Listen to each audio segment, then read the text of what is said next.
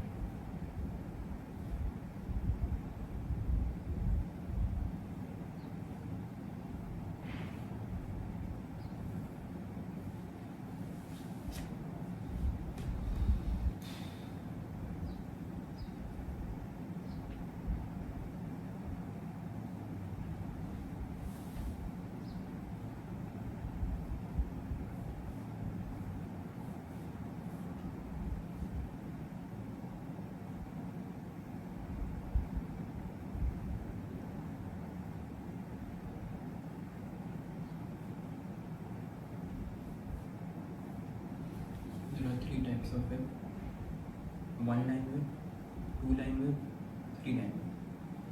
In one line web, it is just information about the vote. You need not be present, you need not vote. In two line web, you have to be present. There is no compulsion to vote. In three line web, there is compulsion to vote. You are asked to vote and you have to do that.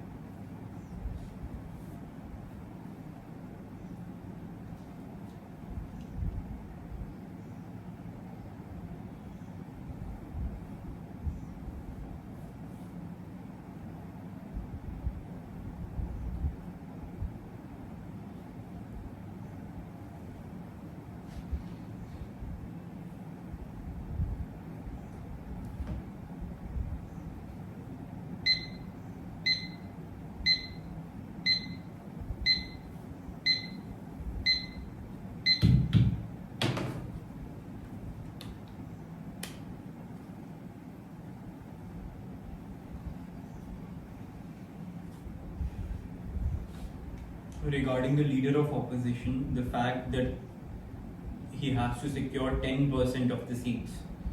It is a criteria not mentioned in the Leader of Opposition Act. It is rather mentioned in the Speaker's Directive, which was passed in 1950. Interesting.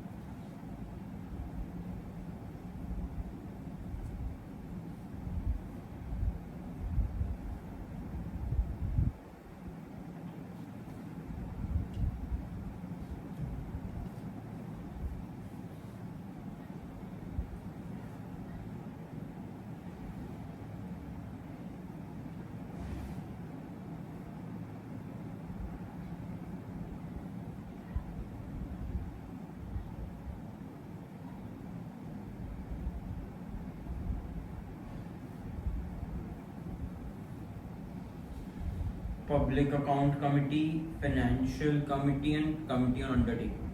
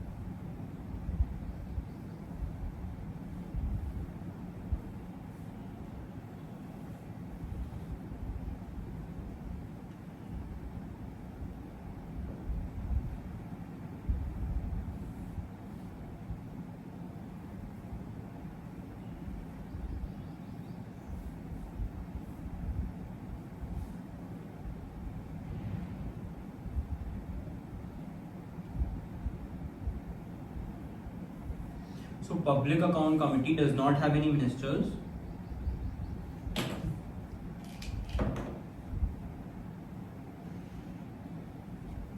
And it reviews the audit presented by the CAG.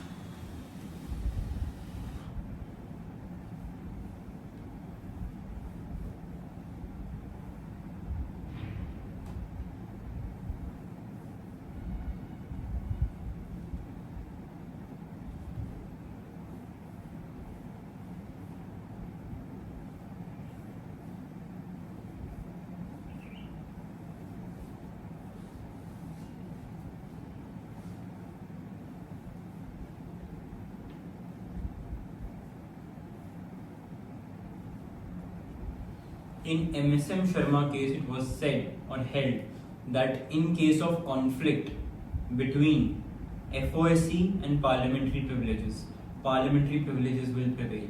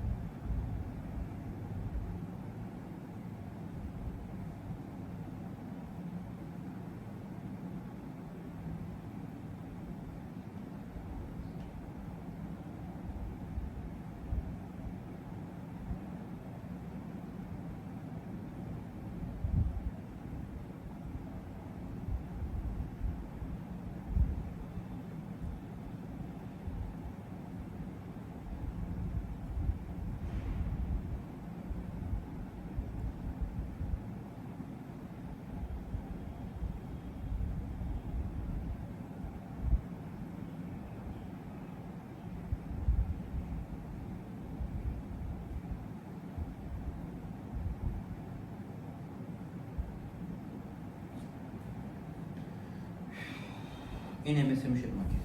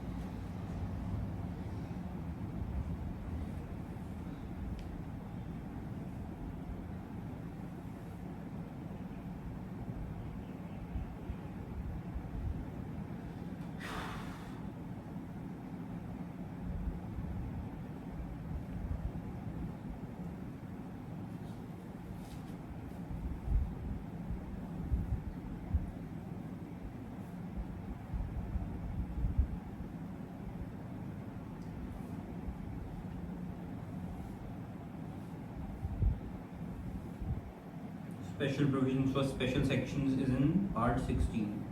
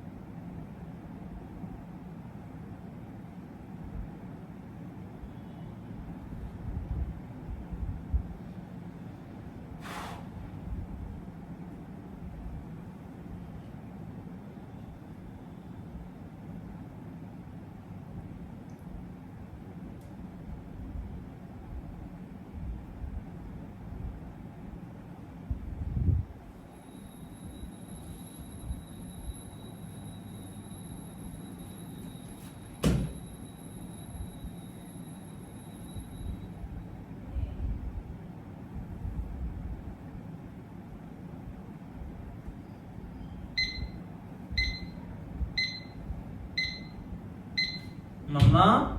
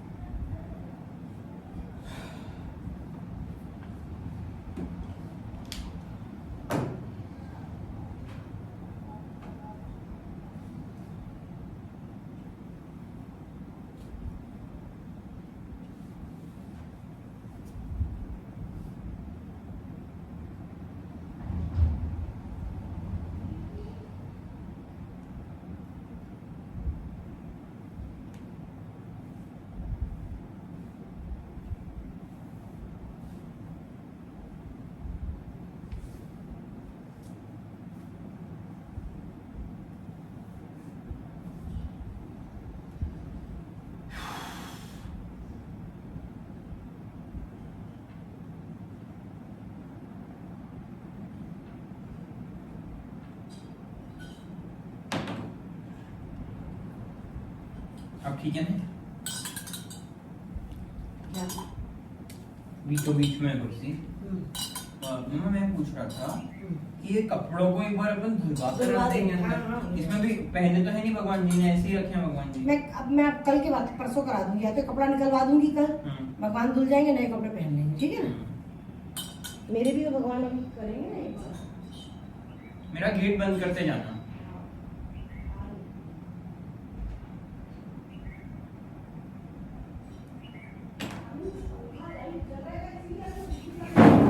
मम्मा जलाया है वो, मैं आपको बुलाने वाला था।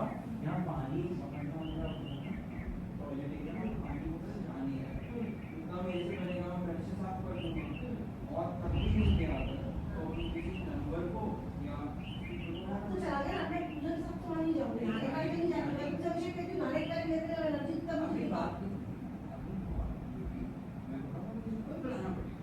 कल नहीं बुला सकती हूँ, मतलब झाड़ू से बोलो कचरा उठा लेंगे, वहाँ तो भर जाता होगा, कुछ नहीं, कचरा उठा लेंगे। इसलिए पंखा चला था कि पानी नहीं गया।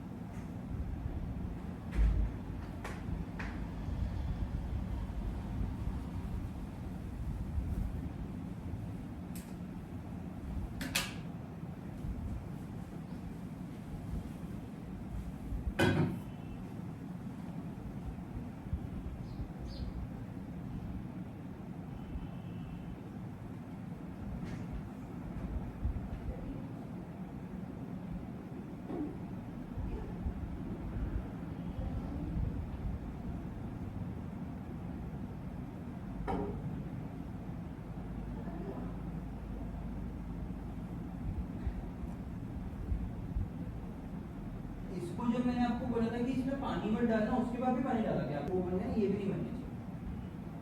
मैं कर दूंगा, मैं कर दूंगा, और 1 मिनट का। नहीं नहीं, गीले तो करते हैं बट उसमें पानी नहीं डाला तो कपड़े पर डाला जाता है।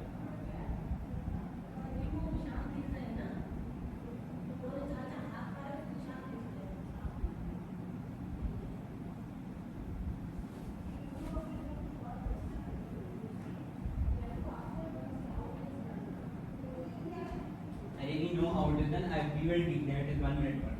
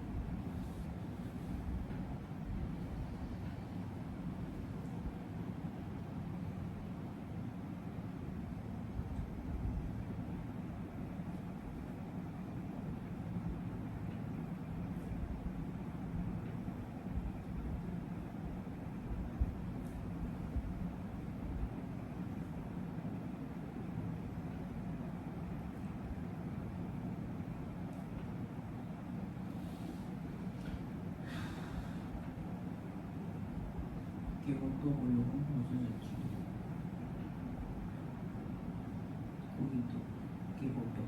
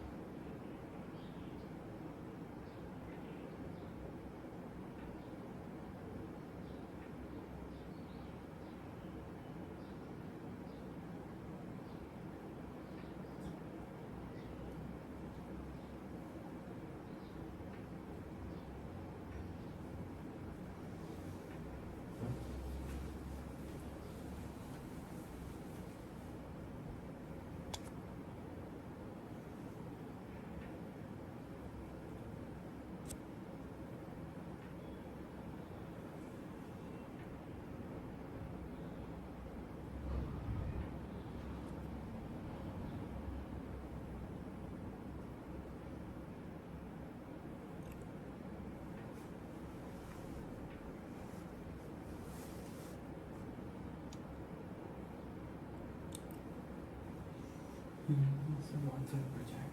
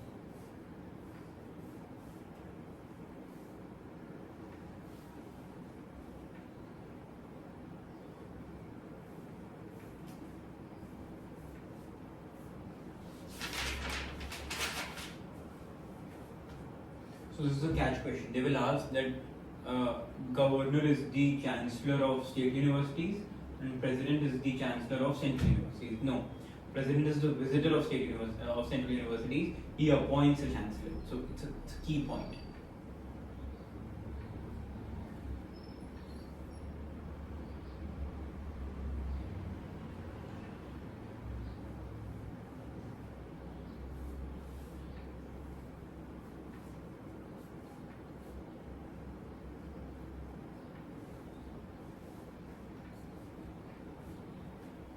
Maximum number of state universities is in Manipur. It's a key question. I got.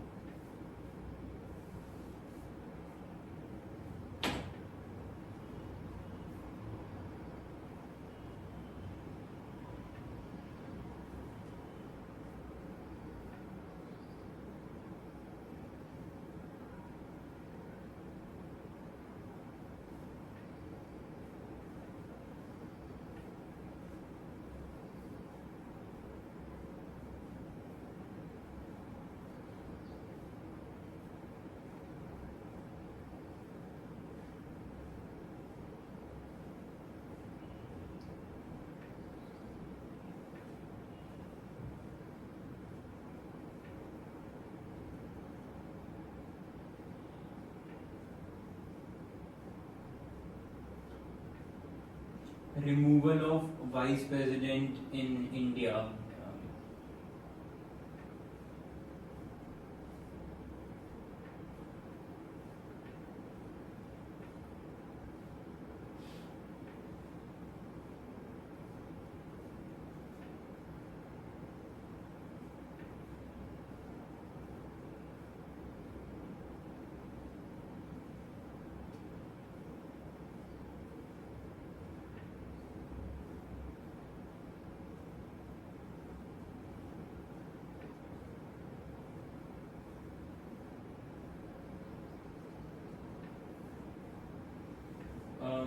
Relevant news in this regard, and this resolution to remove is introduced in favor of whom?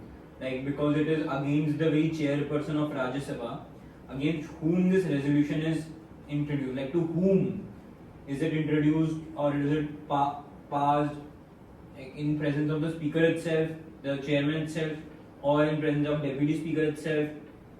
What happened recently when it was an attempt to introduce it was made very recently against Jaideep Dhinkar.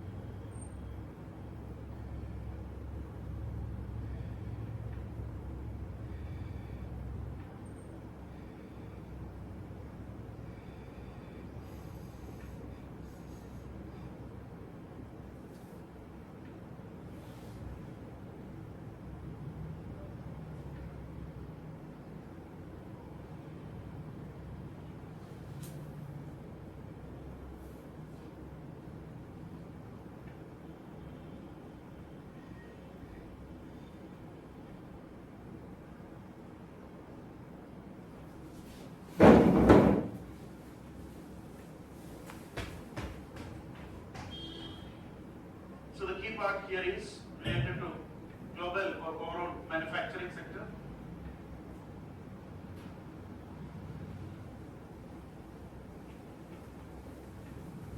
So the starting itself we discussed one important aspect.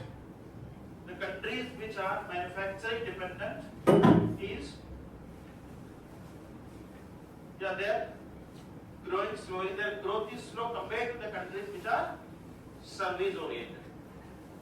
And that too we compared that to the European countries, Germany, Austria, these countries are now growing slowly compared to those countries in Europe which are service sector dependent. So same thing is highlighted by survey in this chapter. Survey says that in the overall global manufacturing area, high income countries have lost significant part of their manufacturing share. High income countries lost their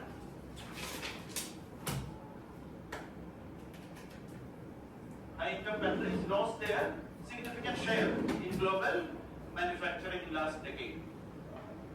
So when it says that these high income countries, that is developed countries. So the developed countries like the countries in European Union or Europe or even US, they lost their manufacturing space to middle income economies. Middle income economies means like to China. And this is also the reason why there is a huge backlash against globalization, because these countries are becoming de-industrialized. So because of the de-industrialization, now you can see that US, there is a lot of protest against Trump. People are openly coming out and protesting against the tariff hike of Trump. And there is also, according to various experts, there is no proper logical calculation in imposing tariff. There is also different ways are used. It means there is no rational way of deciding what should be the tariff for each country. And there is also a fear of recession in US. That is what we discussed there. What is the term? Chinese piece. Dead weight loss. Nobody is benefiting. Consumer is not benefiting. Producers domestically may benefit for a short term, but not in the long term. So this is one important thing highlighted. Manufacturing sector, high income countries, they are losing their share in the global manufacturing, and who is getting that? Who is filling that space? China. And this is leading to issues against globalization, de-industrialization related issues. So one more thing highlighted, and this is also why this is happening, or why this happened. See, in one more thing, in economy you can see that there are a lot of wide type of questions. If this happens, what are the possibilities? Not only completely factual. It will check, okay, why this is happening kind of question. Now, why this happened? Why manufacturing shifted from high income countries to middle income country or to China? Now China became middle income country, so it is called shifted to middle income countries. Means it did not shift to low income countries. Which is a low income country? India. Low middle income country. We are a lower middle income country. We are not a high middle income country. We are in a middle income trap and all those. Or challenge our middle income trap. So it did not shift to India. It shifted to China. What are the reasons why it shifted to China? Main reason is what? Cheap labor. Now, why China is growing now? Because the cheap labor, there is a wage growth in China. So there is a possibility that it may shift to lower middle income countries. So one major reason for this shift from high income countries to other countries was because of the availability of cheap labor. Any other reason? Infrastructure. High income countries there is no infrastructure, but middle income countries there is infrastructure. Policy stability. Europe there is no policy. See, the idea of globalization was based on what? Based on comparative advantage, based on the idea of outsourcing. So the Industry 3.0 was basically based on the idea of outsourcing. So all these the wage rate in Europe or in US and all was increasing. So wage rate in US was increasing. Industry 3.0 was based on the idea of outsourcing and also cheap labor available in countries like China. And the Chinese possibility of economies of scale. Economies of scale which was also missing in other countries. Economies of scale. And what was the basis of that economies of scale in China? SEZ. Special economic zone based export-led growth model. So these are the reasons. So survey says that it is largely that vacuum, the shift went to China but not to lower middle income economies. Lower middle income economies like India, Bangladesh or other African countries. But one key point it is highlighted by survey but still now present.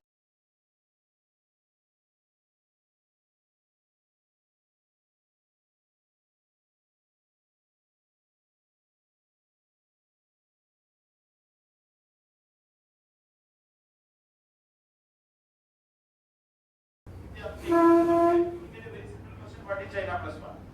Or you need to analyze based on the following strategies whether China plus one is possible or not. So one biggest challenge for India is because of the huge presence of China in global manufacturing.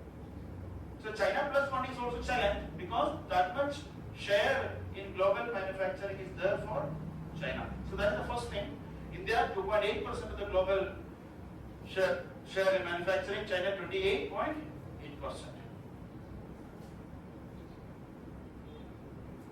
No, because already China is having such a huge presence, supply chain, such a huge presence. Now how you will replace? You need to get some share from here, right? Basically it is a zero-sum game. It is not that without replacing someone, you will get a market access. They are already having such a large presence. They are already having a market access. Their products are already in the market. Now there is a possibility everybody is increasing the tariff, but still Chinese product will be cheaper than other products.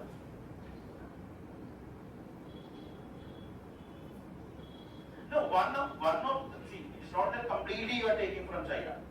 You are taking or diversification is basically the idea. Idea is basically de-risking. De-risking means from China you are also going to one more destination. It may not be to India, it can be to any other country. Now you are taking the chance of taking China's manufacturing hub outside China. That is almost the biggest challenge.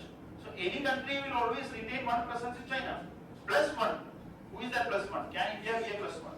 India can be a plus one only if you are able to provide that level of cheap manufacturing, economics of scale, labor cost, infrastructure. It is not that possible. Even in the case of mobile sector it is happening, but our value addition is very much limited.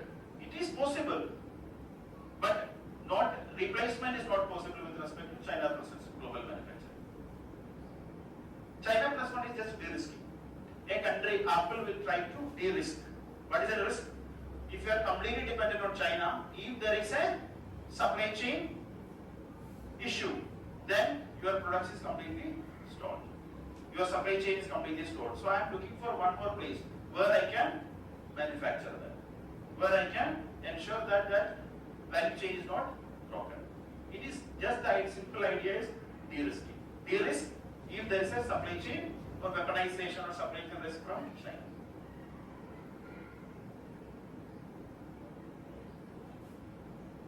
Yes, it can. It will be. Any country can take the advantage of providing a similar platform like China. It may not be India, it can be Bangladesh, it can be maybe Vietnam, it can be Philippines, it can be South Africa, it can be Nigeria, whoever. Just a de-risking idea. So that is the first thing. Second, we'll move to the cement. Cement. Whatever is important, we'll discuss.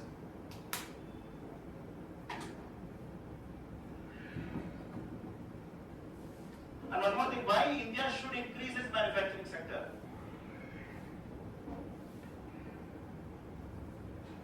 Why India should focus on manufacturing sector? Because of employee elasticity is higher in manufacturing sector. Employee manufacturing sector compared to other sectors, service sector or even agriculture. So because of better employee elasticity, you should take people from agriculture to manufacturing sector. If there is 1% growth in manufacturing sector, industrial growth, it may lead to 1% or more. Then there is a higher employee elasticity in manufacturing sector. So that is also the reason why we should focus on manufacturing sector. So budget is coming with the national manufacturing vision. Budget is focusing on manufacturing. Survey is also saying that there should be more and more deregulation so that state will come up with their own manufacturing or focus on manufacturing sector. So it will create more jobs, it will create in exports, it will create in overall consumption, it will create in investment, it will lead to overall growth.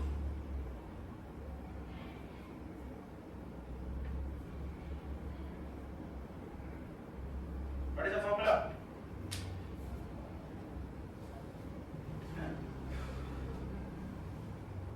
So it will lead to everything. That is the idea. So we should focus on creating jobs, we should focus on creating exports and overall growth because it's a labor intensive sector. Next is cement. Now what is the data here? India is the second largest cement producer after China. India is the second largest cement producer in the world. India produces around 427 million tons annually. 427 million tons annually. India produces around 427 million tons annually. So India is a major cement producer after China. Our per capita consumption is 290 kg. Per capita consumption of cement is 290 kg. Global average is 540 kg.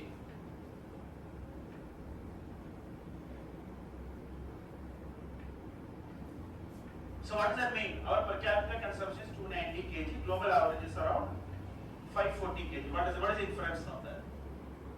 Yeah, that means our investment in physical infrastructure is comparatively, or internal demand is comparatively less. Our internal demand is comparatively lower compared to the global standards. And that now the expectation is that it will increase as you focus on schemes like affordable housing or overall capital expenditure is increasing and the more money is going to roads and railways, ports and all. So there is a possibility that increasing capex, increasing urbanization, increasing focus on housing, everything will lead to future increase. Now, second key aspect is that 87% of India's cement industry is concentrated in Rajasthan, Andhra Pradesh, Telangana. So why cement industry is highly regionalized raw material? The major reason is raw material. What is the raw material? Limestone. So because it is always availability of raw material. So these are the states which are having very high raw material availability like limestone availability. So it is regionally concentrated industry like in Rajasthan, Andhra Pradesh, Telangana. So that is because of the availability of raw material. And what is the advantage of this regional concentration? Cluster-based business model. So that is very important. Cluster-based clusters. Cluster-based business model. What is the advantage of cluster-based business model? It will ensure what? Less cost of doing business. Cost of doing business will be lower because everything is available in the vicinity. हाँ मैंने ऊपर के wifi के लिए बुलाया है किसी को 7:30 बजे तो वो आएगा 7:30 पौने 8 बजे मैं ऊपर भी लगवा रहा हूँ हाँ okay bye It is highly fragmented. Highly fragmented. Textile sector is fragmented, highly fragmented. That is why government is coming with PM Mitra. Make textile clusters, cluster business models, because that to reduce the cost of doing business. Cost of doing business. So that is also another key aspect with respect to overall cement industry.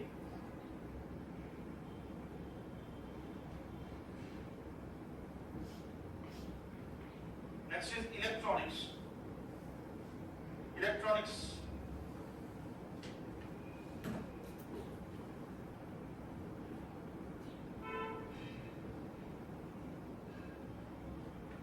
This particular fact is important. That is, India reduced its dependence on smartphone imports. Smartphone imports, that means India manufactures its, whatever its demand, domestic demand is manufactured domestically. India manufactures 99% of its smartphones. So nearly all smartphones sold in India is manufactured in India. Nearly all smartphones sold in India is manufactured in India. So either by an Indian company or a foreign company which is having a local presence, domestic presence. It can be Apple, it can be Samsung or anything like that. So because of local factories, local manufacturing, now whatever we need, it is produced domestically, thereby reducing the electronics or at least smartphone import. Now this also, what is the basic reason for this increase in mobile phone manufacturing? It is again because of government scheme. So when government incentivizes, then this happens. What is the scheme? PLI is one of the major scheme. PLI is one major scheme. Production linked incentive. So incentive is provided based on incremental sales. Production or incremental sales.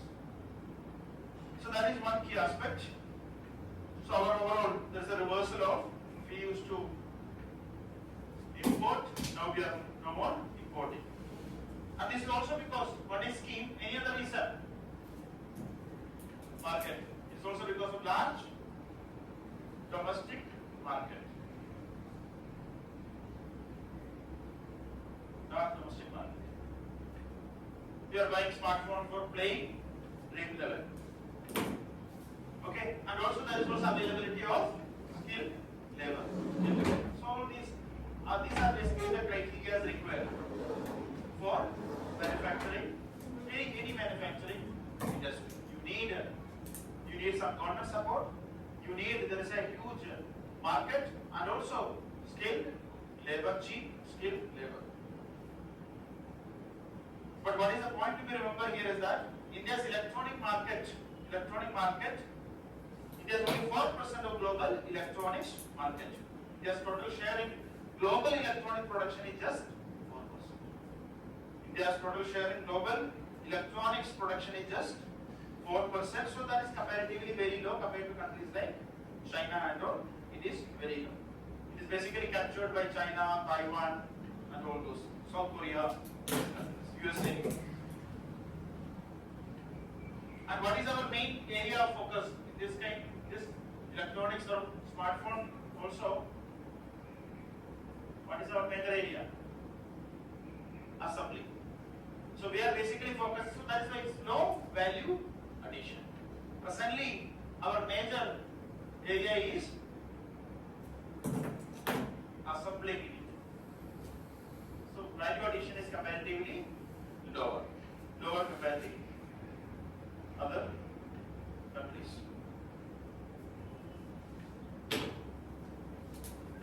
Next is textiles. Now, textile industry is a major employment generator. It contributes to around 11% of India's manufacturing GVA. 11% of India's manufacturing GVA. So textiles account for around 11% of the total value created in the manufacturing sector. 11% of manufacturing GVA. And what are the positive aspects of India's textile sector?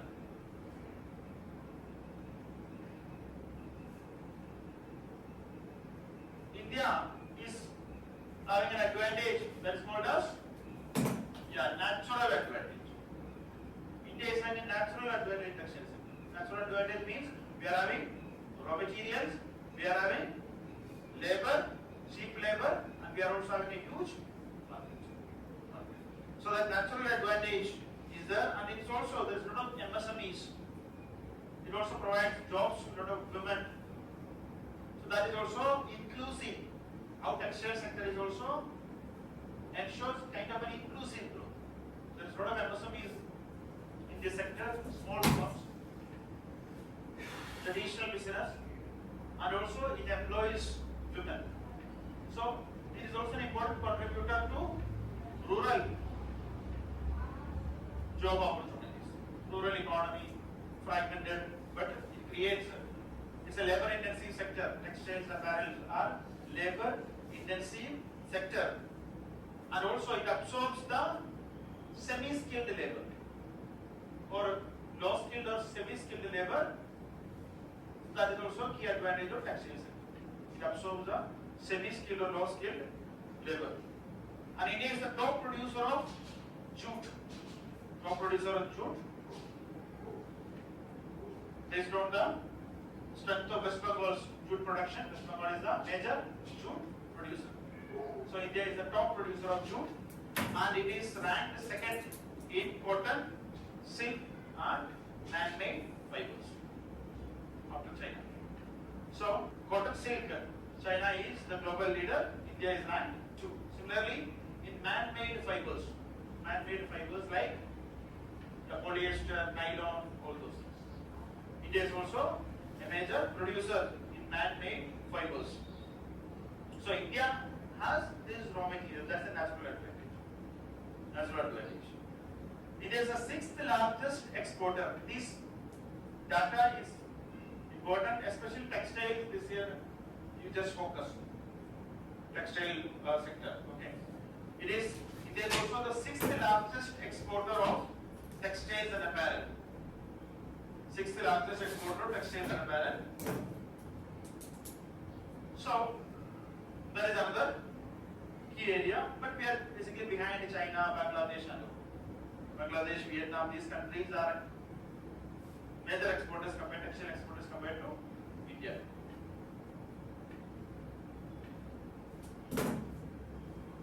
And we are 5th largest in technical textiles. 5th largest in technical textiles.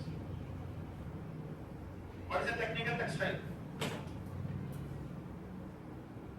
Textiles or those materials which are basically having industrial use.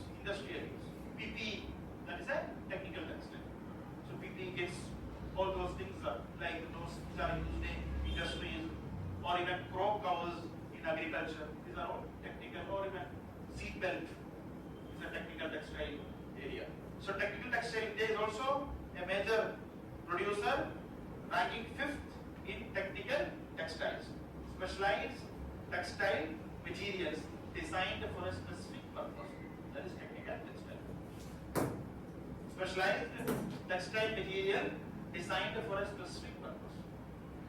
So that is also India ranked 5th globally. So that is used basically in medical, all those things, automobiles. 5th largest producer. Next is another one is the basic challenges that I hope everybody is understandable challenges in textile sector. One is MSME dominance. What is the problem? What we discussed. Fragmented industry, fragmented sector. So textile sector is dominated by MSMEs, thereby leading to a lot of fragmentation and thereby limiting economies of scale. That is the reason why Bangladesh, Vietnam, everything is overtaking India, though we are having a comparative advantage. So that is because of MSME dominance, because the scale is very low.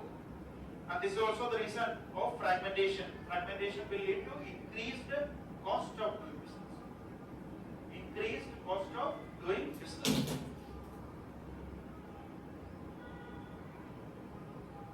Another one is reliance on cotton.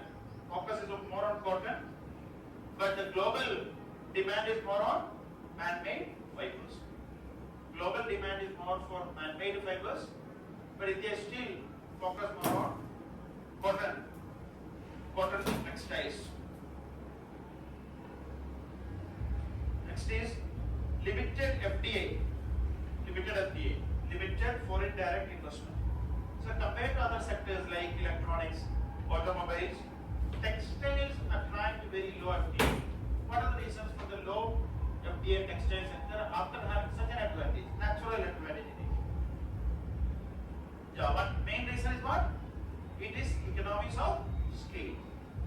Investment will come if there is a scope for making more profit, and that comes from scale, economies of scale.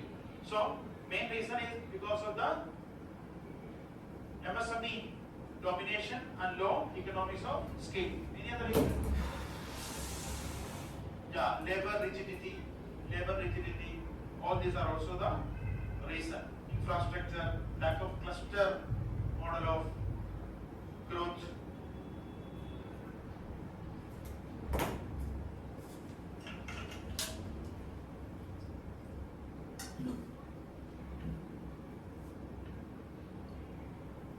Another one is weak domestic machinery manufacturing. We are dependent on imports. Weak domestic machinery manufacturing.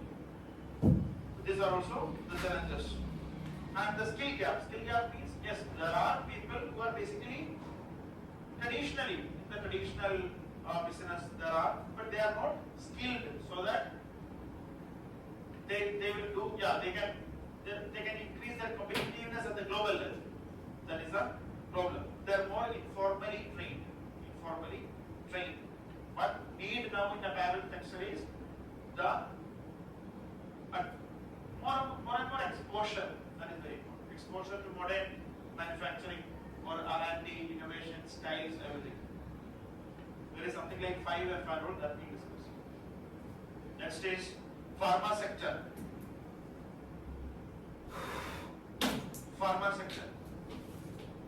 Now India's pharmaceutical industry is third largest globally by volume. By volume we are the third largest. The number of units sold, we are the third largest. After USA and China, we are the third largest. And India also called as the pharmacy of the world because we manufacture pharmacy of the world after USA and China.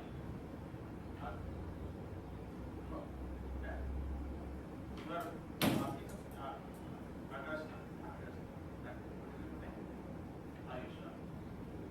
you are asking or you are shocked. So what we are discussing is pharmacy of the world. Anybody need any pharmacy help? Everybody is fine, right? We are the pharmacy of the world. So we are basically exports affordable generic medicines. To many countries. Vaccine might be. And we are basically suppliers of the global vaccines. And this also, you remember this point with respect to another topic, that is research and development innovation. In Indian case, our R&D spending is very low. Gross 0. Point is also there. 0.667. So one key aspect of our gross R&D spending is that it is mainly spent by the public. Government is a major spender in overall R&D expenditure. Globally, it is private sector. Around 70% is spent by private. Even China, Japan, everywhere, more than 70% is spent by private entities, private sector, private companies. India, it is low. India majorly, or around 60% is spent by government. And in the private sector, what is the major areas of spending? R&D is spent on IT and pharma. Serum Institute of India is a major spender in research and development. Serum Institute. It's a private sector entity which also made the COVID vaccine. All are fine, right? Actually, Serum made AstraZeneca's, yeah, it is not a completely R&D, but Serum is now investing in R&D. So that is another thing.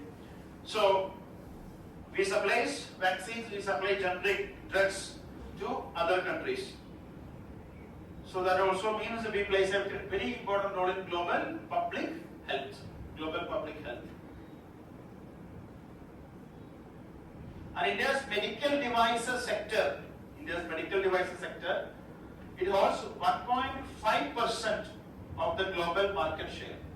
Medical devices sector, 1.5%. 1.5% of the global market share. And but in Asia it ranks fourth. In Asia it ranks fourth after Japan, China, South Korea. So India is basically a small player globally in medical devices industry. But in Asia, we are, yeah. So what are these medical devices? Yeah, diagnostic tools, surgical instruments, and all those things. Okay.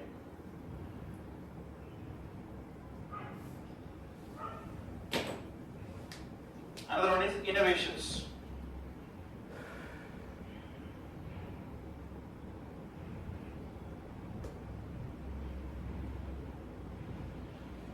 So economic survey basically says that India is focusing on improving its intellectual property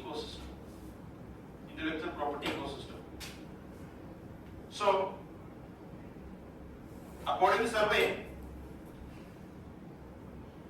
India, as per the WIPO report, World Intellectual Property Organization WIPO report, India ranks 6th among top 10 patent filing officers. India ranks 6th among top 10 patent filing officers globally. So in terms of patent applications, we are 6. So after major countries like USA, China, Japan and all, India is also having a major presence. So survey says that India is basically becoming a global innovation hub. We are basically innovating.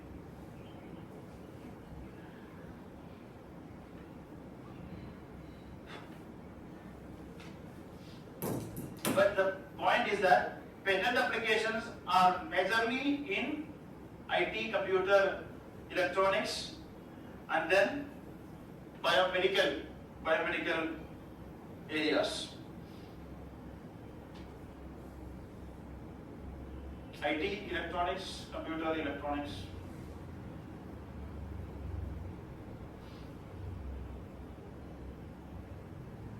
So what is inference from this particular patent applications are largely IT, medical and all. Yeah, one is, that's a good point. One is the strength of STEM education. That is good. Any other point? Talent good, that is STEM only. Anything else? Yeah, what is the reason? And value addition is happening. So that is also, you can equate that with the increasing number of tech startups.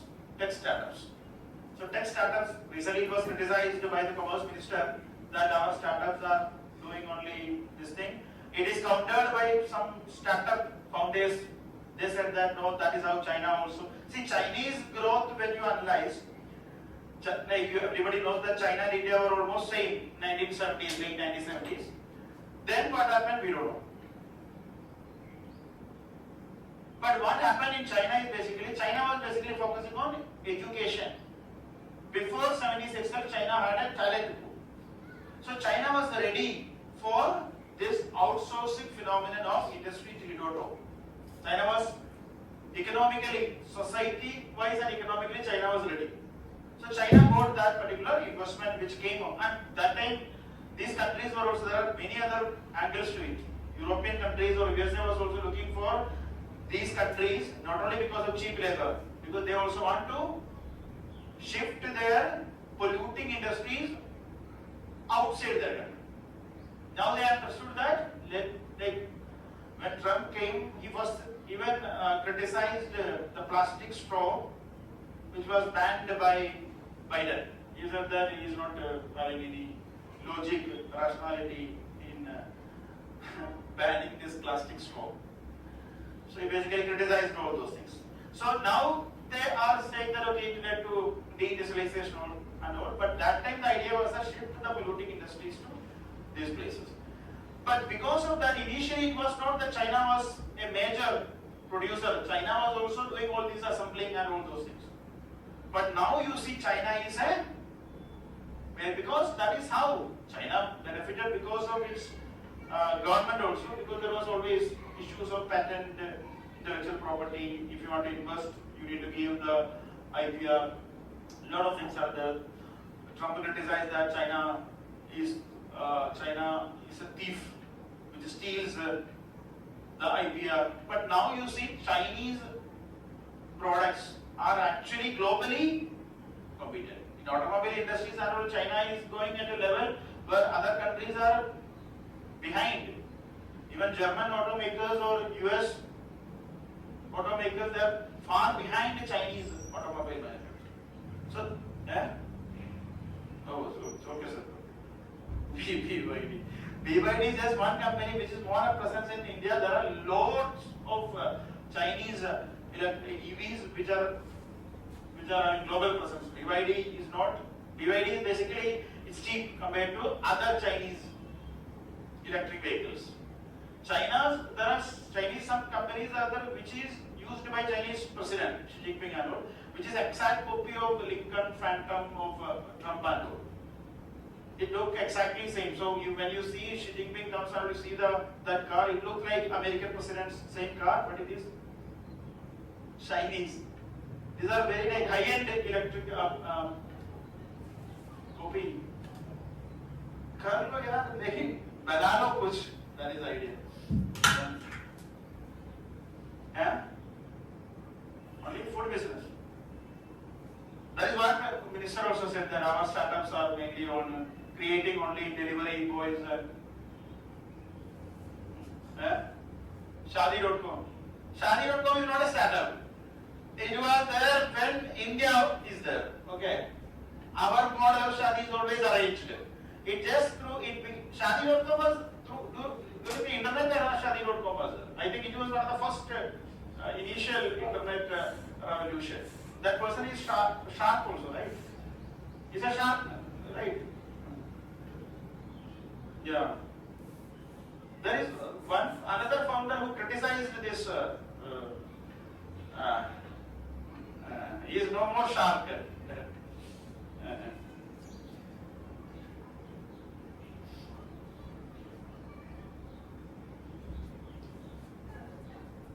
What do we discuss?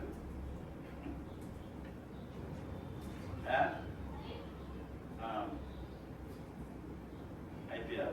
Yeah, so that's it. Which point are we discussing? Startup? Yeah, so more than twofold increase in patent filing.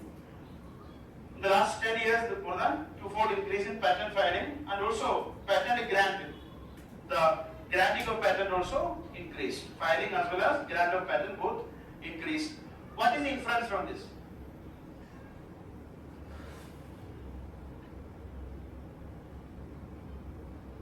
Yeah, it is mainly because of ease of filing. Ease of filing. Previously, it was very difficult way to file a patent. Even if you want, you will think that I don't want that patent because the process is like that. Now it is so that administrative efficiency, ease of filing contributed to increased patent applications. Next is resident filings also increased, and also patent filing by resident filing increase means more domestic patent applications are there. Previously it used to be more foreign patent applications. Now another one is domestic filings by Education institutions, domestic violence by education institutions, tripled.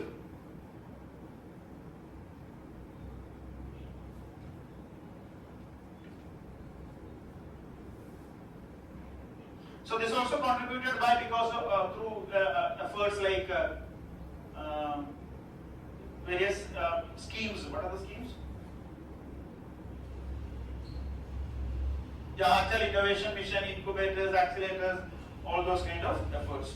Next is this point is also important. This is the main point. Patent filing by women increased from 50 to more than 5,000 in just 9 years. Gender inclusion also happened because of this patent filings. That also means rising female STEM graduates, increasing female STEM graduates. These data are very useful in your mains, gender inclusion, all those points. Okay, so patent filings by women increased from 15 in FY15. FY15 means what is that? 2014, 15 period to now to more than 5,000 in a span of almost 10 years. It increased. So this also means increasing number of female STEM education, gender inclusion in overall entrepreneurship, innovators, all those things. Next is another data, that is India's rank in Global Innovation Index. Lot of facts are there. No way you need to remember at least these facts. In the survey there are some other things also which I did not even include. But in this at least you should not miss. India's rank in Global Innovation Index. Global Innovation Index is published by WIPO, World Intellectual Property Organization. WIPO publishes Global Innovation Index. It ranks countries based on how well they innovate. So under this, India's rank improved from 81st in 2015 to 39th.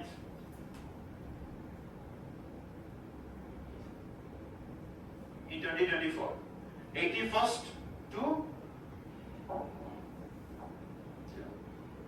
39th position in 2024. So India's a major jump in the last 9 years. This also means policy support, ease of filing. So all improvement in administrative efficiency, national IPR policy, everything contributed to this particular jump. And India holds 7th position in intangible asset intensity. India holds 7th position in intangible asset intensity. Intangible assets like software, R&D, innovation, patents, copyrights, these are intangible investments.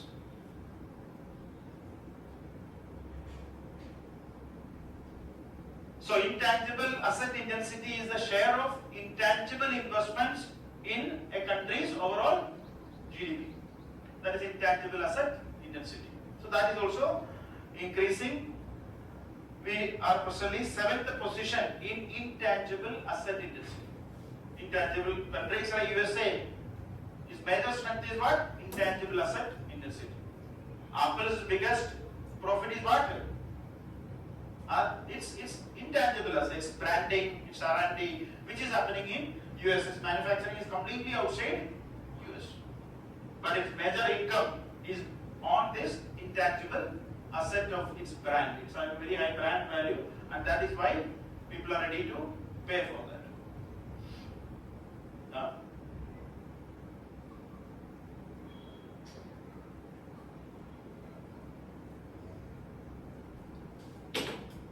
No, that is how, see, there will be, patent filing is basically about what? Innovation. So patent filing means there is innovation happening in the country. There is some kind of new something is happening. It can be frugal innovation also, but that will contribute. Total factor productivity will improve only through innovation. If you want to increase overall productivity, then you need what? You need innovation. You cannot have a model where you will employ 15 people and do the business. Okay, so that is why you need, say, DeepSeek of China is considered as a very successful example of how China is going to compete in the AI revolution. Because it is considered as very cheap compared to other models, any other models, DeepSeek. So that is what is innovation. That is how it will compete. India is also working on its own artificial intelligence, but people are in dream level. We are not having people to do that.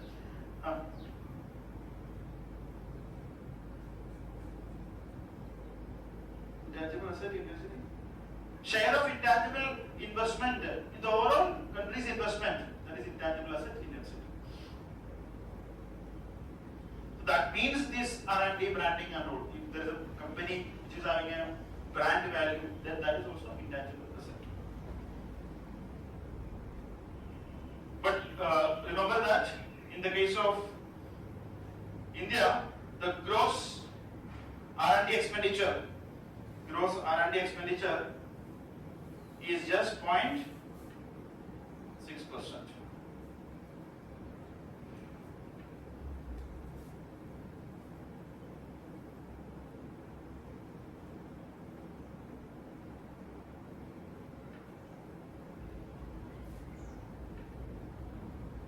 Okay, so that is also important for your mains. Gross expenditure on R&D. Gross expenditure means both government and private expenditure on R&D. It is just 0.64%, 64% of GDP.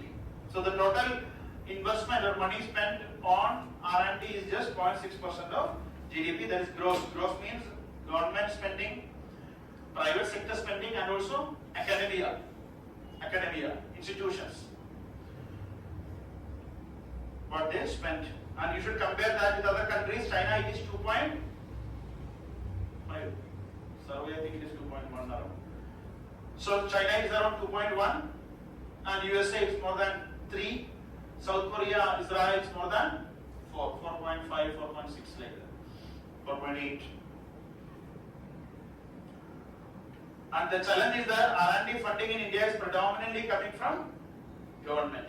Compared to major countries, predominantly innovation will come from private sector. Our innovation private sector is limited more to IT, pharma, all those areas.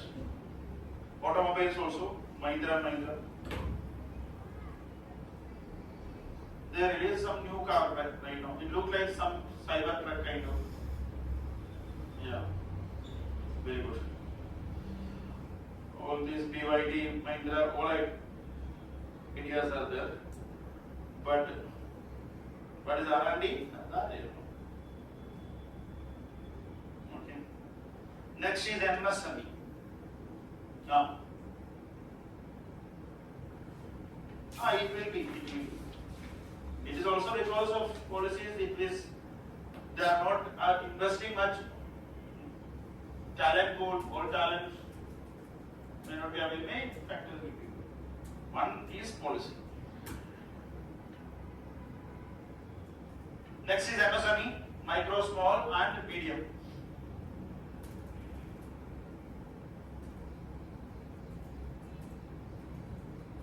Private sector is investing in some sectors where there is a possibility of benefiting. So, MSME. So, what is the key aspect? It creates jobs. It's a major job creator. So, the key aspect of MSME is with low investment, it creates jobs. MSME's key significance is that even at low investment, MSME is a major job creator, especially in rural and semi-urban areas. Rural and semi-urban areas. And it's a major player in manufacturing, services, or textiles, or traditional businesses, handicrafts.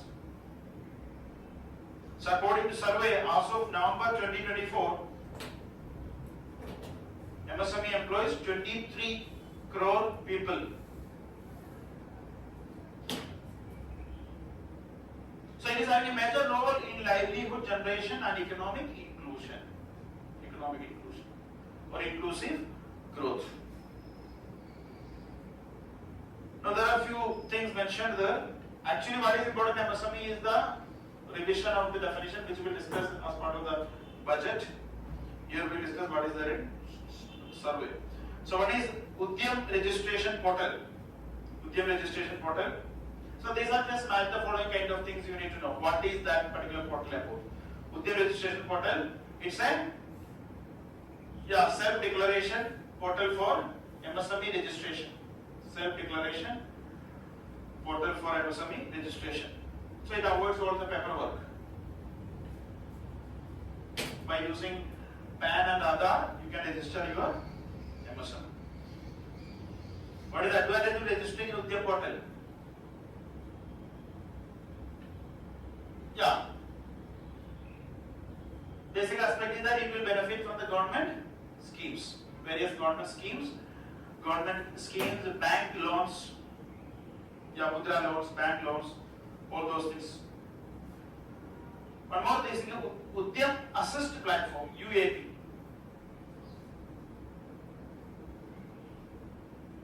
Udyam Assist Portal platform, the basic idea is to bring informal micro enterprises, IMEs, informal micro enterprises.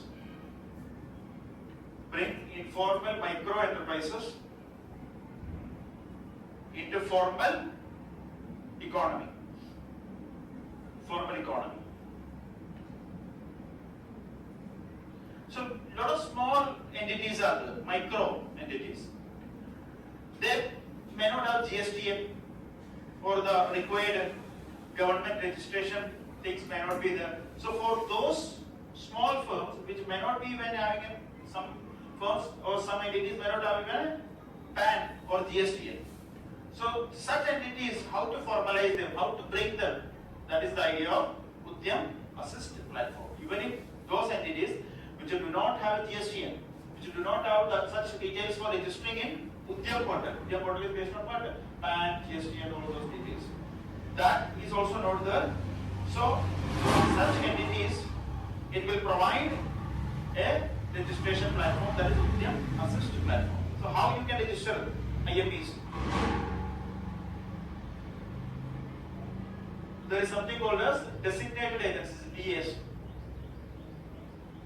Through the help of DAs, designated agencies,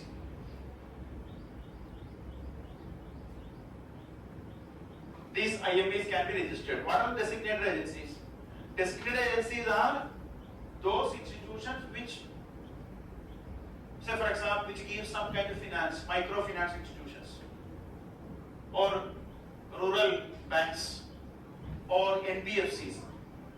So, which give some kind of small loans to these institutions, so they know that there is some entity like that. So, they will basically validate those entities. That is why DA is important. Designated agencies are important because otherwise they don't have much data or much government details. So, what these DAs will do, through DAs you can register these IMEs because DAs are having some data of some small loan or something taken by these micro enterprises. Okay, so this platform is developed by SIDBI. So that is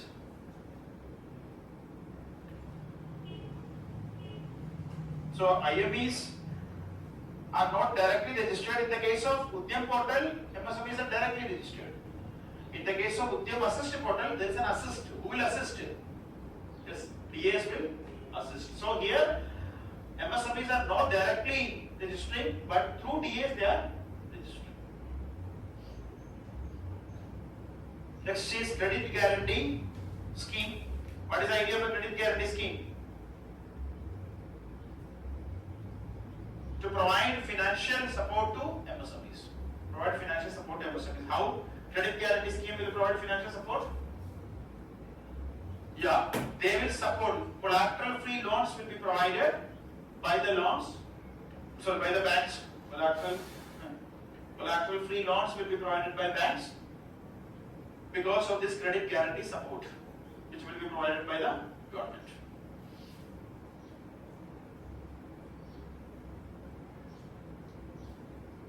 Next is TREDS.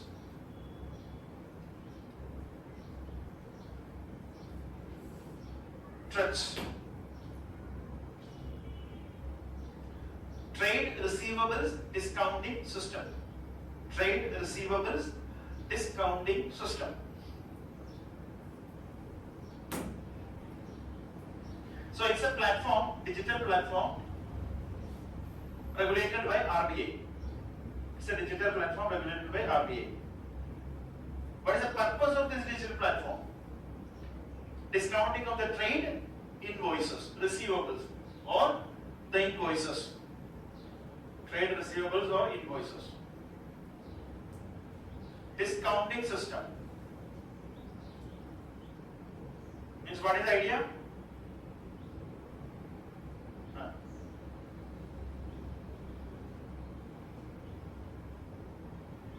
Yeah, everybody knows it. So MSMEs, if MSMEs sell something to a buyer, buyer will say that after 60 days or after 90 days, whatever be the period, I will give you the money. So they will, so there's an invoice to the buyer, but buyer will say that I will give you after 90 days. So this invoice MSME will give to whom? Yeah, give to an intermediary, banks or whatever financial institutions are ready to give the discounting, ready to give the money.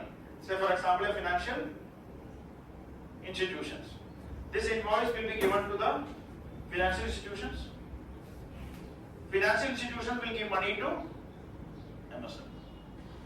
So if there is a 1 lakh rupees invoice, MSME will give that invoice, financial institution will make use, say for example, 98,000, whatever, discounting. Now financial institution will take money from, that is basically. So what is the advantage for MSME? MSME's biggest problem is, yeah, immediate cash.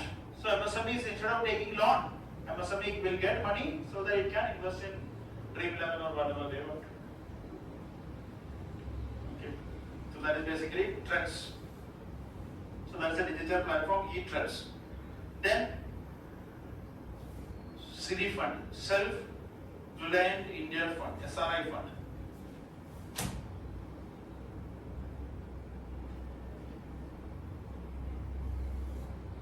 So this is basically fund for, or it's basically providing some kind of capital for those MSMEs which are having the capability to scale up. For those MSMEs which are having some possibility to scale up, what they need is money. So this fund, Self-Reliant India SRI fund, will provide such capital to such entities. That is SRI fund. This fund is managed by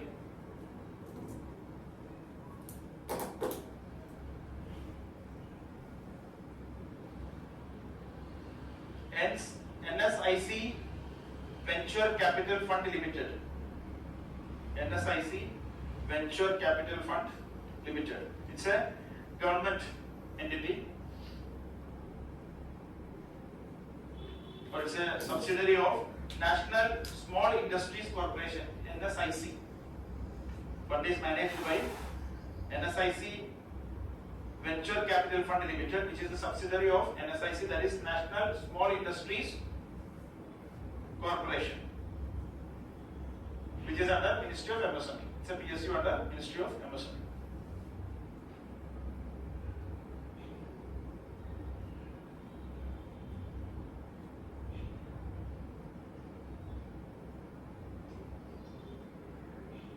So it is basically managed by something called as mother-daughter fund or funds-of-fund model. Funds-of-fund or mother-daughter means government entity will have the fund, it will give to many small entities which will invest in MSMEs which are in the scope of scaling up. That is mother-daughter fund or funds-of-fund model.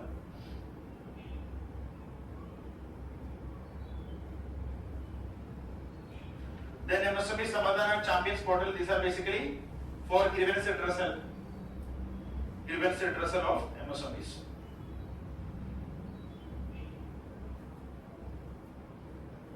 Just like maximum is at the following. Next is state-wise industrialization pattern.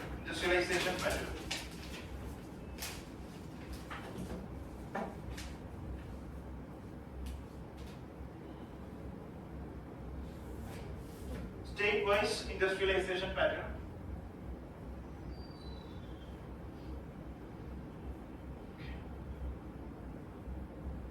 Okay. So the problem highlighted by surveys also that there is a wide disparity in India with respect to industrialization. There is a wide disparity of industrialization or industrial development across Indian states. So there is a regional disparity, and what survey says that, so industrialization is not a uniform pattern, it is concentrated in few states.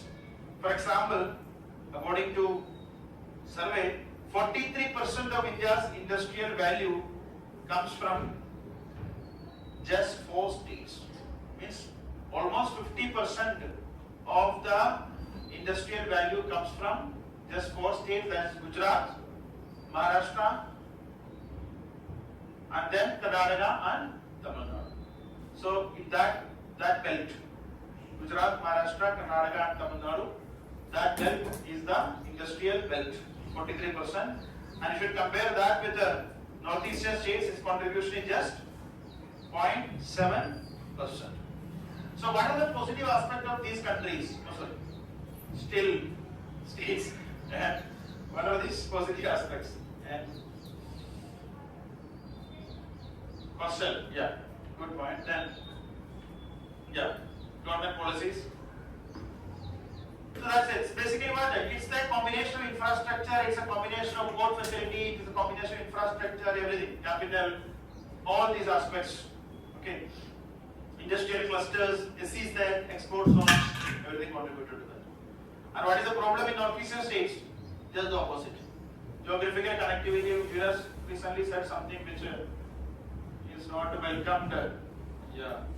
He went to China and said that there is 7 sisters, which is completely cut off. Yeah, landlocked. They need Bangladesh. We do not like that. We'll discuss that if it's stuck. Don't worry, we'll manage it. So, geographical reasons, that is one problem, remoteness, connectivity, infrastructure, these are the reasons why there is. So, that is the exact problem. Like, one side there is port connectivity, all those things, other side it is not there. Factory concentration. Tamil Nadu leads in factories per person. Means everybody can have 2-3 factories. Highest number of factories per capita. Okay. Second is Gujarat. And survey says that Bihar has very few factories. Makana will do it. We'll do some food processing and we are planning it. From survey only we understood that. So budget we incorporated that. Okay.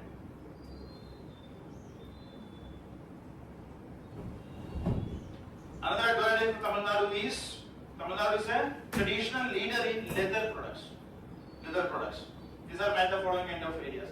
Tamil Nadu is a traditional leader in leather products, and now also it is pushing in non-leather footwear.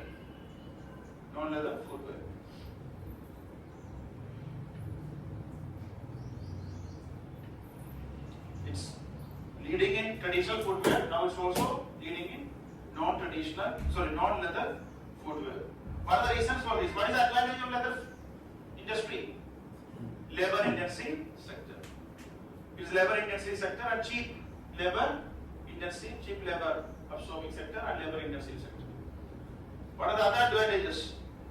Why Tamil Nadu is successful? Any other reason? Other than this infrastructure, industry and all those. Social.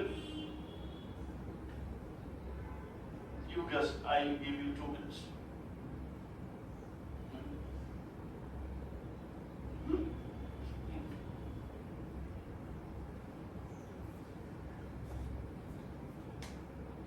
Water availability.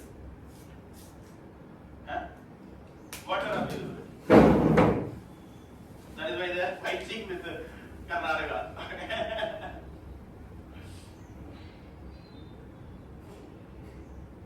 Department, specific government. There is one key aspect to that. There is Central Leather Research Institute.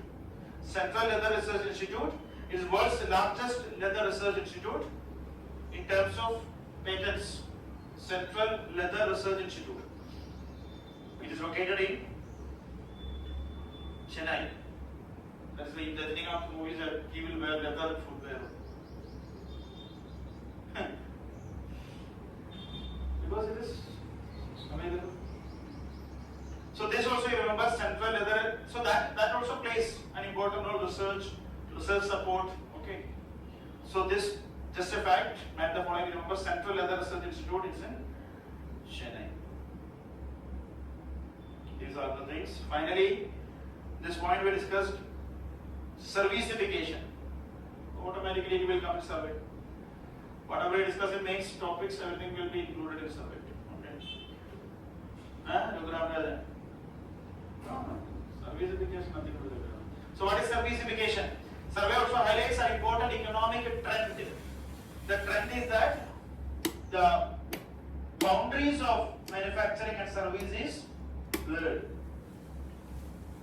Blurring of boundaries of manufacturing and service, that is called as servicification.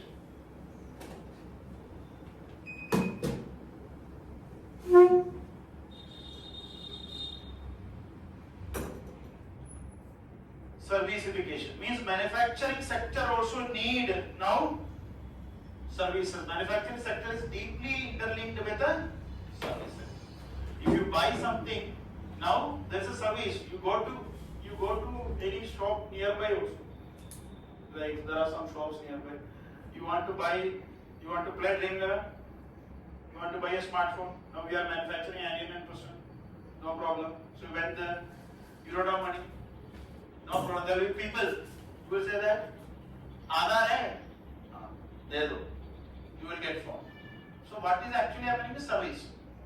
So loan, provision of loan is basically it's a financial service.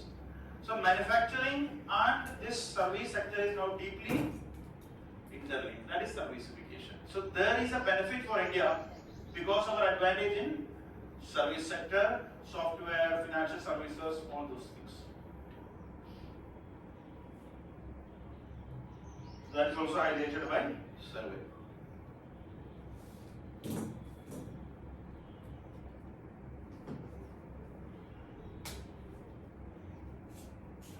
So that's it. Challenges that we discussed. And finally, deregulation is the path. Next one more chapter, then we'll discuss the budget.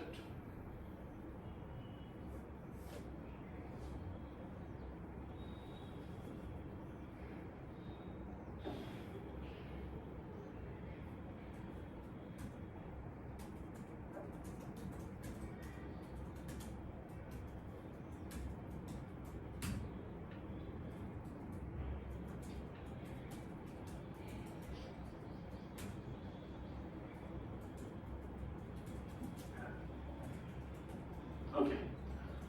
So, our studies? Studies? Good. How many of you are satisfied with your PT preparation? How many of you are yet to start PT preparation? How many of you means satisfied, you are happy with your preparation? Good. For online people, oh yeah, oh, very good. So they'll think that all you were prepared.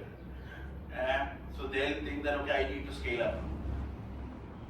Very good, very good. All of you. Well done, well done. All of you are satisfied with your preparation. Okay.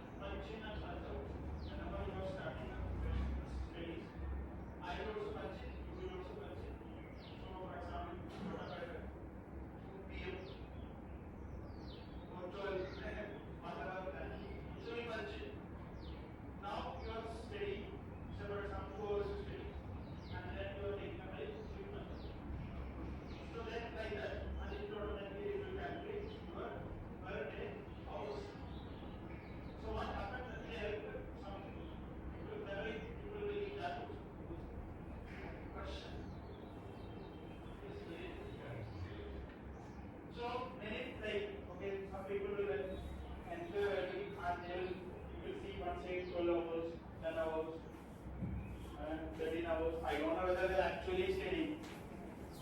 But generally people, they want, so when you see other people, how they are studying 10 hours, 12 hours, then you know that in a mirror, 1 hour ho gaya.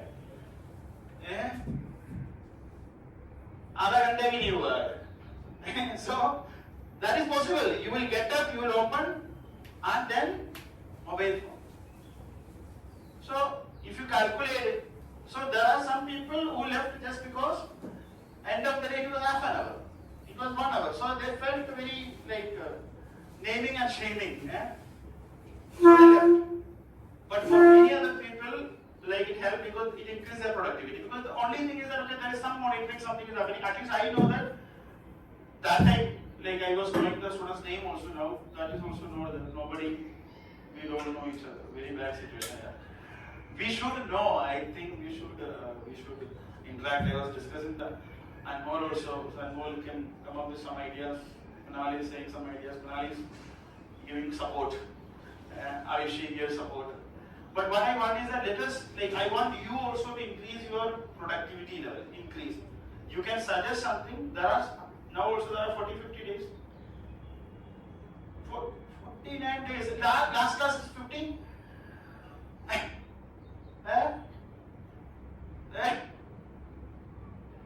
So, this is a problem for India, understood? So, you can come up with some idea. What I want is that let us increase the productivity for the next 50, 49, whatever remaining days. Whatever way I can support, I will also be there. So that everybody, let's have a cooperative federalism. Don't think that okay, if other person studies, it actually affects. That is true. Other person studies, if he is not studying, it is good for you. So what you can do is that even if you are actually studying, you can say 30 minutes. So other people will think that okay, don't cheat. You can suggest something. I'll discuss with Kunal and other people also and get come up with some suggestions. But what I want is that because classes will end within another week. After that, see, at least if there is classes, there is something to do. Now next week was nothing to do.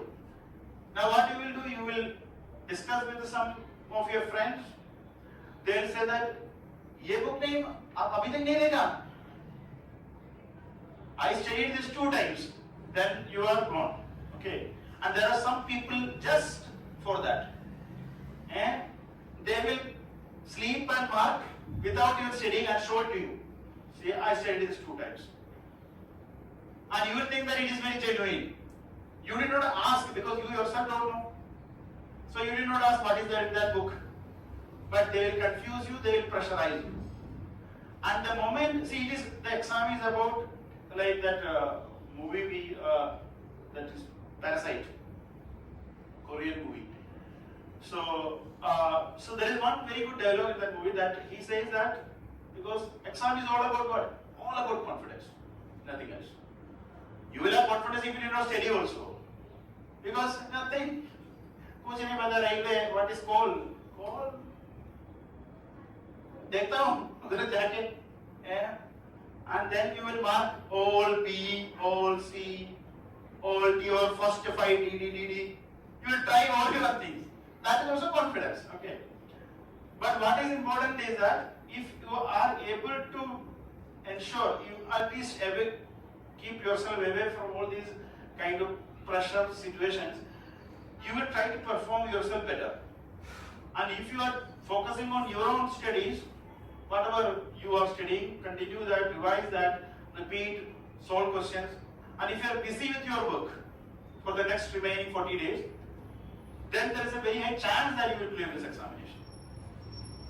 That is what you should do. Because from next week onwards, you will be completely confused because you will think that, now let me do one full length test. And you will take it. First question is about Jainism, Buddhism. You say that, okay, this area I did not study, I will take some other area. And other area is something which you don't know. Then you will start reading the explanation. And explanation reading is 1 day job. Solving FLT is half an hour because you know only 30 questions. reading the explanation is one full day. And what you will do, you will try to read the explanation, thinking that, okay, let me learn whatever is given in the explanation, that will help me in the exam.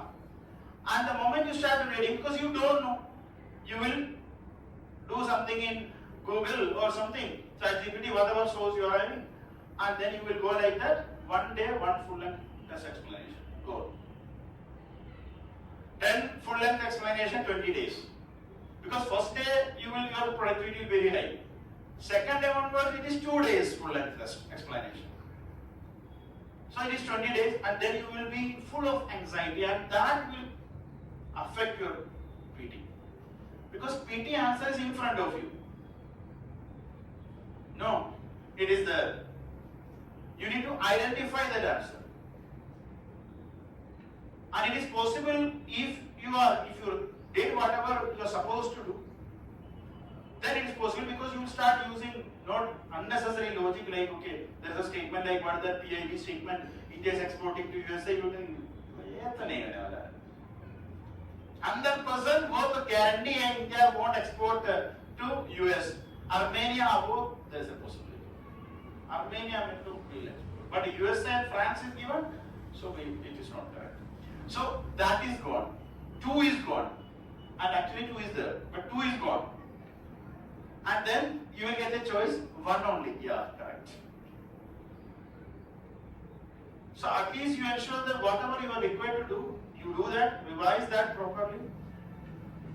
And whatever, for some data we discussed, you need to know the data, because factual information is useful in PT. Statement will come. UPSC asked a statement which generally we won't even think that, okay, we need to know these kind of statements. So you can think of something, you can suggest, we'll come up with some solution so that everybody will scale up their preparation, everybody will clear this examination. Wonderful. That's a beautiful world, right? You don't have interest in that also. So economic survey, investment and infrastructure.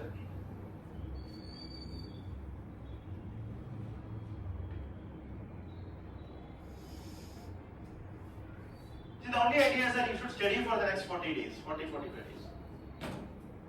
Even if a simple Google sheet can do that, you don't need underworld patented ideas. Simple, frugal solutions will solve most of the problems. Okay, so next is infrastructure. So infrastructure is important for a country's overall development, especially government investment in infrastructure, capex, will fuel what is called as crowding, private investment, or there is a multiplier effect. Multiplier effect.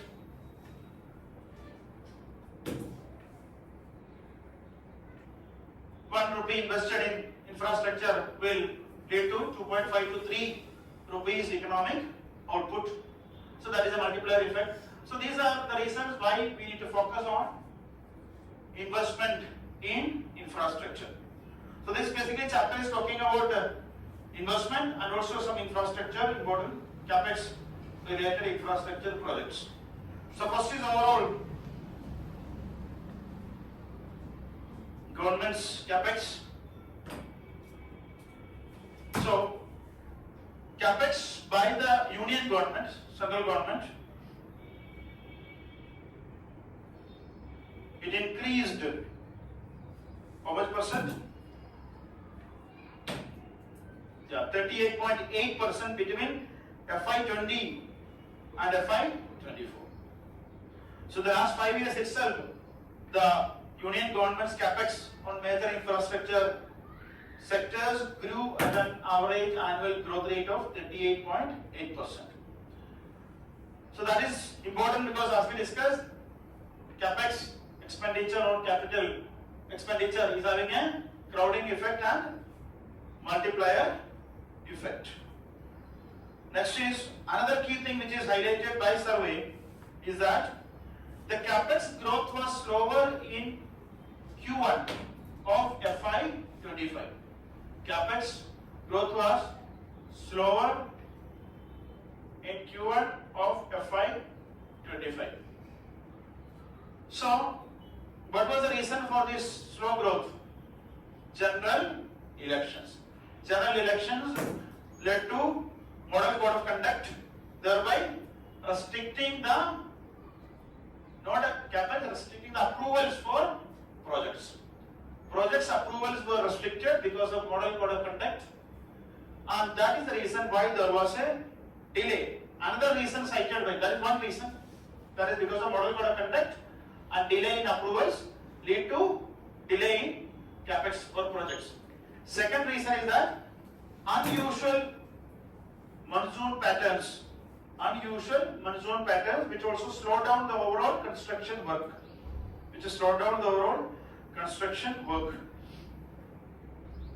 So these were the two things cited why there was a slow capex growth in the initial months of last financial year. Second major sectors, first one is railways. Railways, two things you should remember. One is the net zero for railways. Net zero carbon emission goal for Indian Railways. So according to Railways goal, it aims to achieve net zero carbon emission by 2030. Net zero carbon emission by 2030. And one of the key way to achieve this net zero carbon emission is install 30 gigawatts of renewable energy capacity. 30 gigawatts of renewable energy capacity. 30 gigawatts of renewable energy capacity by the same period. So that is basically the way Railway is trying to achieve the net zero target by 2030. Next, another key thing, there are few things but it's important to discuss. Second one is Kavach. What is Kavach? A technology based safety system. Kavach is a technology based rail safety system.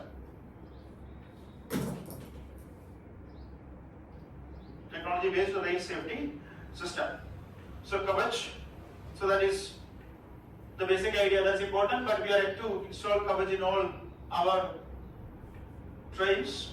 What is important? Because it will prevent, or it is basically anti-collision system. It is basically prevents collision, or it's an anti-collision systems. So that is one thing. Second thing, okay. Then road sector. So there is a critical importance of national highways in India's overall transport infrastructure.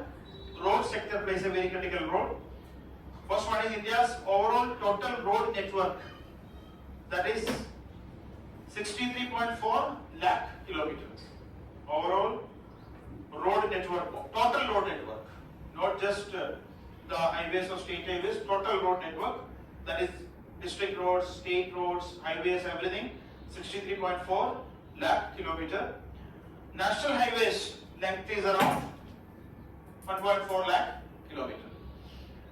So it is approximately, just around or less than 2% of the total length only. Means national highways is just approximately around 2% of the total road network. But what is the highlight here? 40% of all road freight traffic is carried through this national highways. National highway is the arterial roads. So 40% is carried, 40% of the road freight traffic is carried through these highways. So highways are important. Majority of the freight is happening through this. It also has its own positives and negatives. What are the advantages?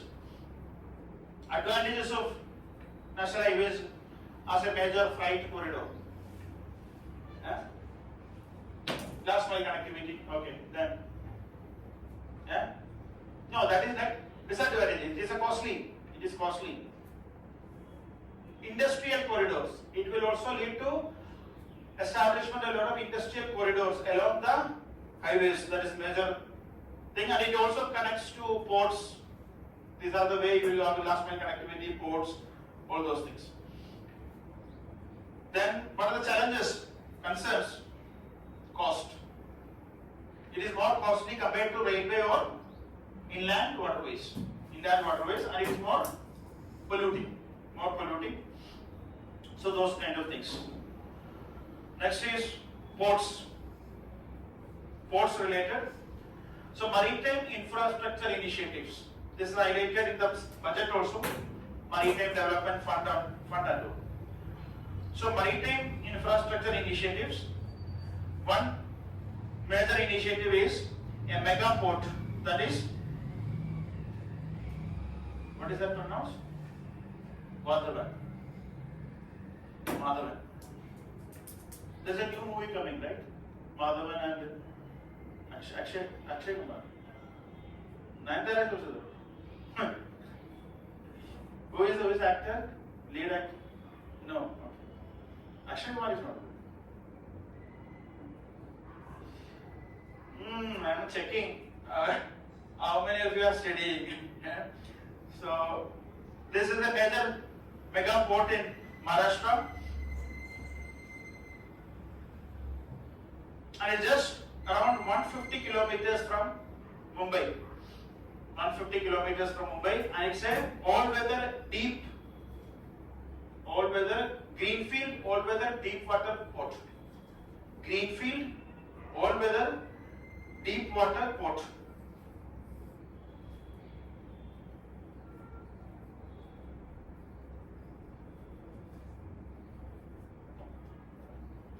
Located in Danu in Palka district.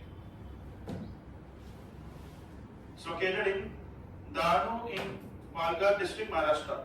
It is designed to be India's largest container port. It is designed to be India's largest container port.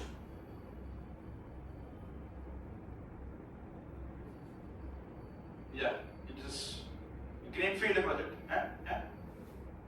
Yeah, it will be a mega port. Means 9 container terminals are there. I see approval. That depends on the final approval.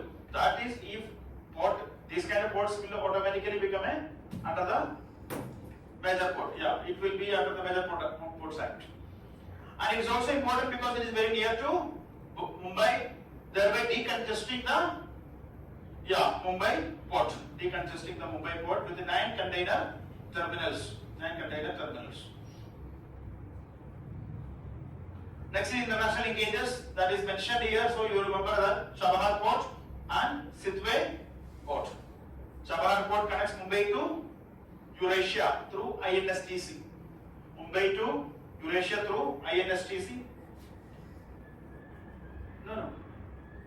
Chabahar port, that is international linkage. This is one thing, domestic. Next is some international projects. That is, just remember because it is mentioned there, that's it. Chabahar port, INSTC, Mumbai to Eurasia. That also reduces the transportation time and cost. Next one is Sidway port, Myanmar. Part of Kaladan multimodal project. Located in Myanmar, Sidway port.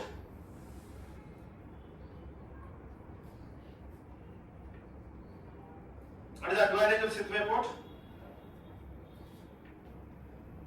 Yeah, it provides an alternate route to, or instead of a land route, a sea route, water connectivity to bypass the Siliguri corridor. Next is National Maritime Heritage Complex, Lothal, Gujarat. National Maritime Heritage Complex, Lothal, Gujarat. It is approved last year, a cultural and tourism project.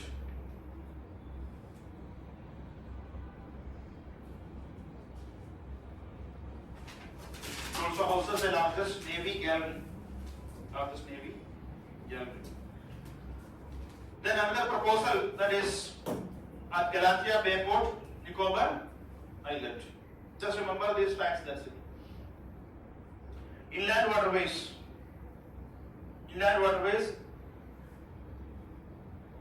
So India has over 14,500 kilometers of navigable waterways. India has over 14,500 kilometers of navigable waterways. What are the benefits of inland waterways? Reduce logistic cost. Reduce logistic cost. It is the cheapest mode of transportation compared to road or rail. Reduce logistic cost. It consumes less fuel and require minimal infrastructure. And take over the burden from the road sector. So it also less polluting, less polluting.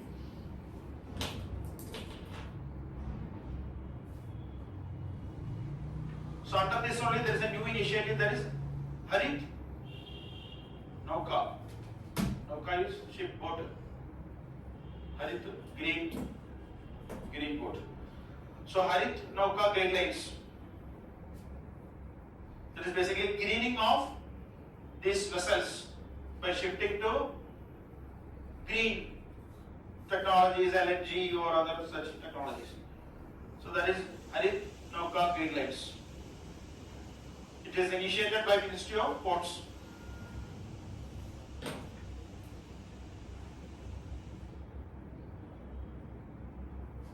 So more cleaner fuels, use of more cleaner fuels, that is basically the guidelines. Improve the fuel efficiency. Next is Jal Marg Vikas project. Jal Marg Vikas project. It focuses on National Waterways 1.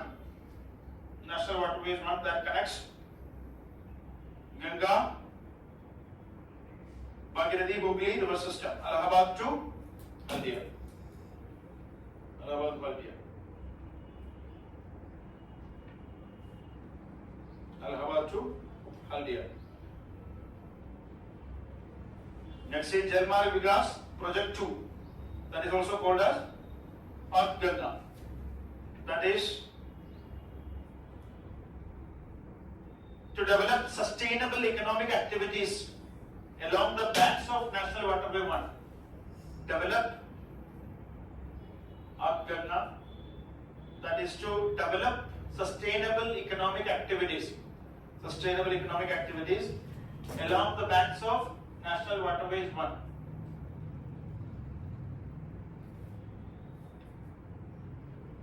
This is a separate, this is World Bank aided projects, right?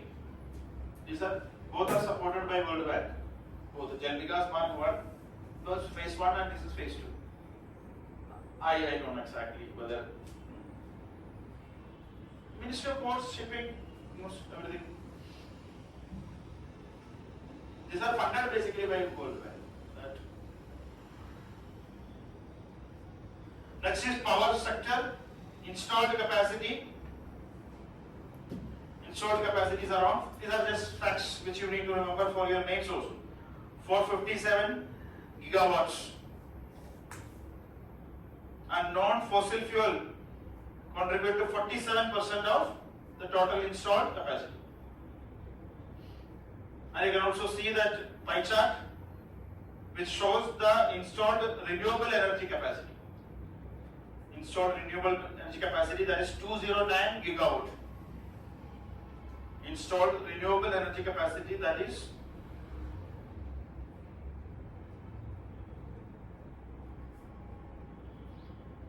209 gigawatt. So what the maximum is solar, second is hydro, third is wind. Just these facts. Telecom sector 5G rollout. Another one is Universal Service Obligation Fund. Now it is called as Digital Bharat Nidhi.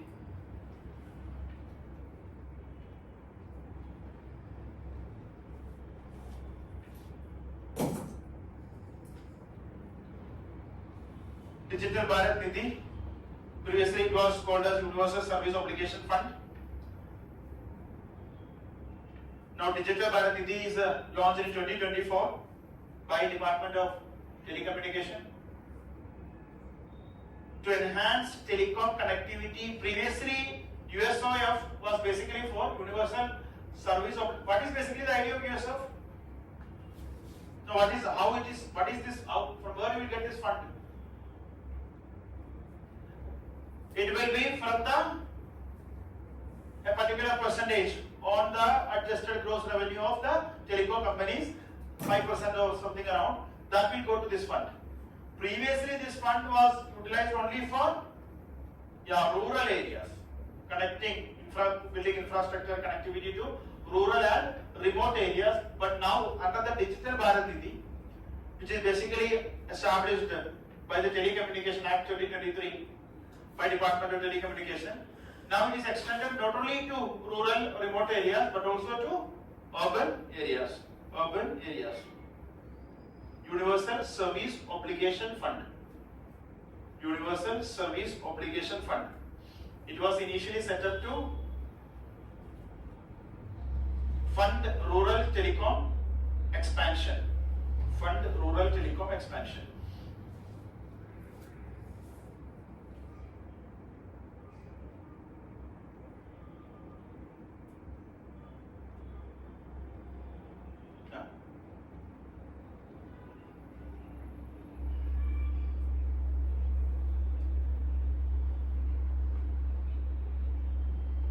Now it is, everything is included in renewable energy.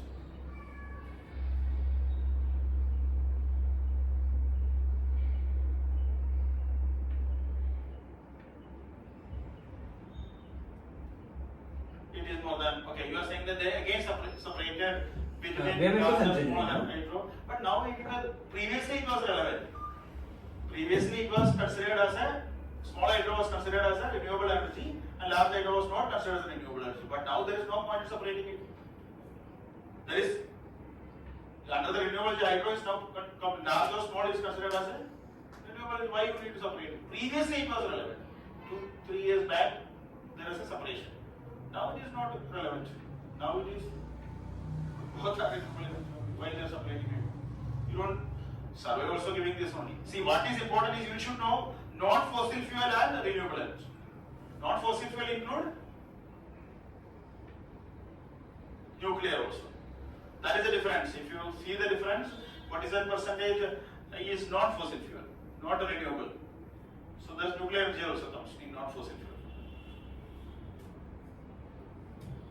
Okay, so these are the things.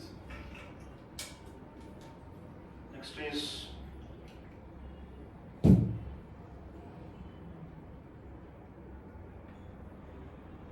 there's also a 502 village scheme. Just remember, confusing schemes, so that is it.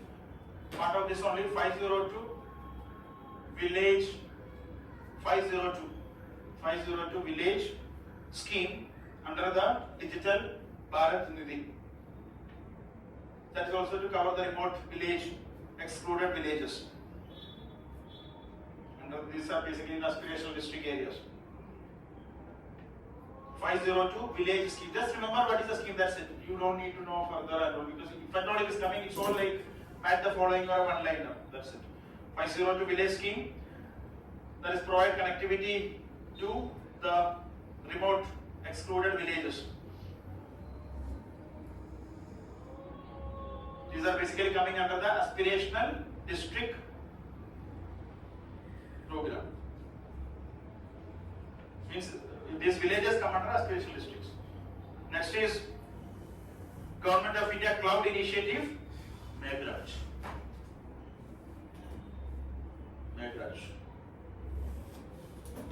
So that is official government cloud initiative. So it's a centralized cloud infrastructure to host government applications, government apps, websites, database.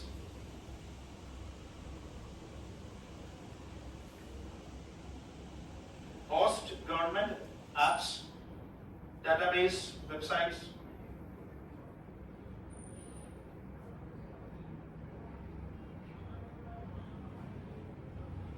Launched by METI, Ministry of Electronics and IT.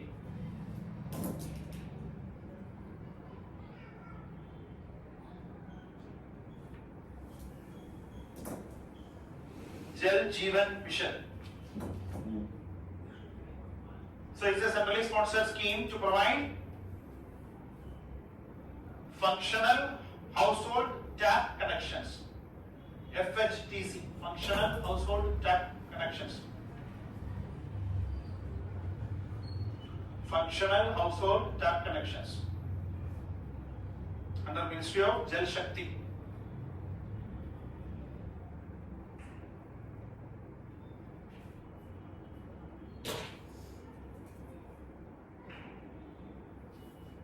It also focuses on a community-driven approach. Community-driven approach. Community-based approach for water management. That is community-driven approach.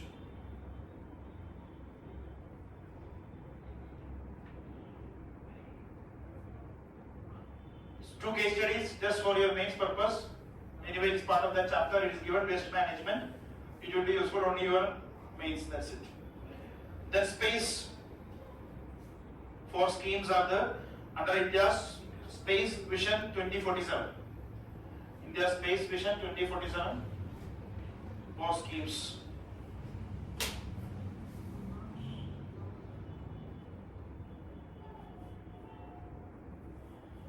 For schemes under the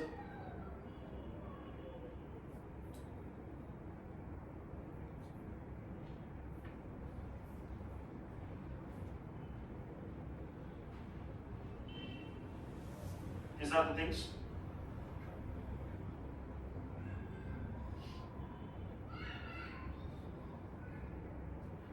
Now come to budget, last part of the budget. Now with this we will discuss the continuation of this only, what is there in the budget.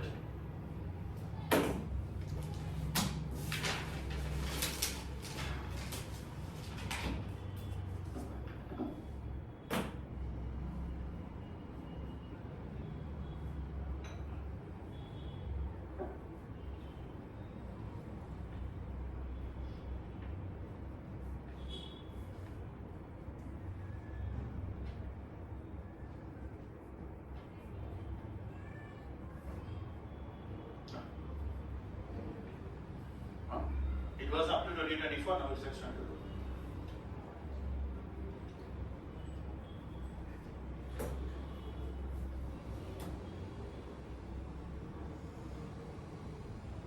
Okay, so the remaining part of the budget, first is industries, under that MSME. So government in the budget, finance minister also, now it's already, it's in effect from April 1st onwards. In the budget also government announced a revision of investment and turnover criteria for MSMEs.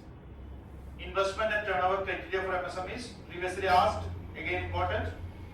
So category 1, that is micro. So basically what happened is that investment is raised by 2.5x and turnover 2x. That is basically how it is revised. Micro, previously it was 1 crore, now it is up to 2.5 crore. And turnover previously was 5, now it became 10 crore. Small, it became 25, from 10 to 25, and turnover 2x, that is 200 crore. Medium, it was 50, it became 125 and 500 crore. Now this is already in effect from April 1st onwards. One question is that is not discussed in budget. What is the benefit of this changing? Yeah, one key aspect is that previously also survey discussed one problem, that is dwarfism. That is companies, firms are remaining small because of government benefits under the government, various government schemes. So now you are allowing, you are asking them to scale up, grow. Still you will get the benefits of the government. That is basically the idea. So it will basically provide more growth or scaling up of MSMEs. It allows MSME to scale their operations and grow without losing the benefits. That is a way to bypass the problem of dwarfism. Dwarfism. Anyone remembers what was survey that time recommended to address dwarfism? Sunset clause. That time when survey identified this problem, which is basically the problem in our MSME sector, survey suggested that the solution is sunset clause. You provide for a limited time, after that automatically it should end. But what government went? Government went for this is better model actually, because now everybody is having like incentive to scale, because the turnover or the overall limit itself is expanded without losing any benefit. That is a better way to promote growth. Okay, so that is a key aspect of this. Second is under industry, another key thing is focus product scheme. Focus product scheme.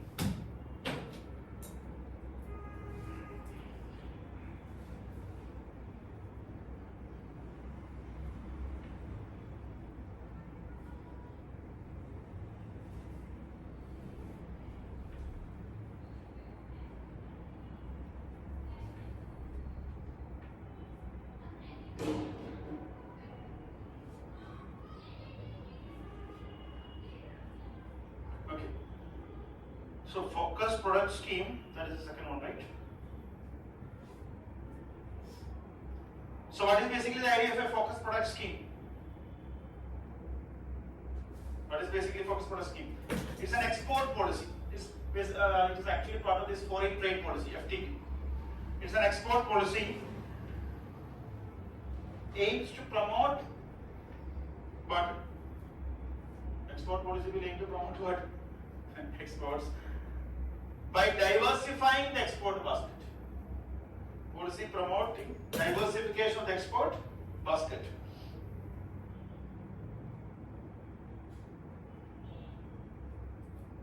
So this is very important. If you want to increase your net export, you should diversify your overall export basket. Export basket. So that is basically the idea of a focused product scheme. Now under that, an initiative is to promote one key area is what? Footwear and other industries. So in the budget announced to strengthen under the FPS, footwear and leather industries. What is the advantage? Same thing. You know the advantage now. Which is a major footwear and leather producer? Why Tamil Nadu? One of the reasons, not that is the only reason. Yeah, labor availability, infrastructure, everything. Plus there is also Central Research Institute which is located in Chennai, which is world's largest research institute. Okay. So and it's also labor intensive sector. Next is National Manufacturing Mission. National Manufacturing Mission. So budget announced National Manufacturing Mission. The aim is basically to increase the share of manufacturing in GDP to 25%. Increase the share of manufacturing to 25% of GDP percently. Yeah, 60-70%. And it will basically support clean tech manufacturing. Clean technology manufacturing. For example, solar cells, EV cells, electric vehicle,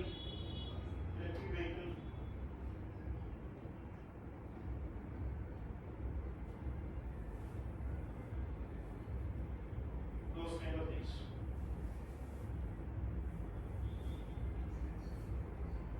So there is National Manufacturing Mission supporting clean technology manufacturing. Manufacturing. 5 focus areas which are nothing to be discussed. Next is investment, another area. And this National Manufacturing Mission is also intended to position India in the China Plus One strategy.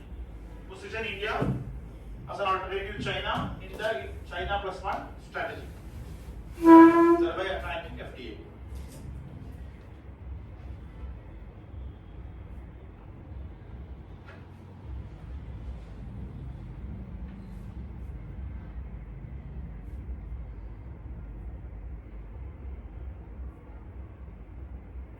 Next is investment. First one is PM. First one is 50-year interest-free loans. What is basically the idea? Yeah, government union will give an interest-free loans to state for states' capital expenditure. Similarly, if those states which are taking effort to improve the discoms, power sector reforms. Discoms are basically distribution companies which are a major problem in our overall power sector. So discoms, those companies which are, those states which are working to improve the discoms, distribution companies, they will get an additional 0.5% borrowing limit. Means 3% is the borrowing limit, it will be increased to 3.5% for those states which are working on improving discoms. Next is PM Swanidhi. What is PM Swanidhi? Street vendors Atmanirbhar Nidhi.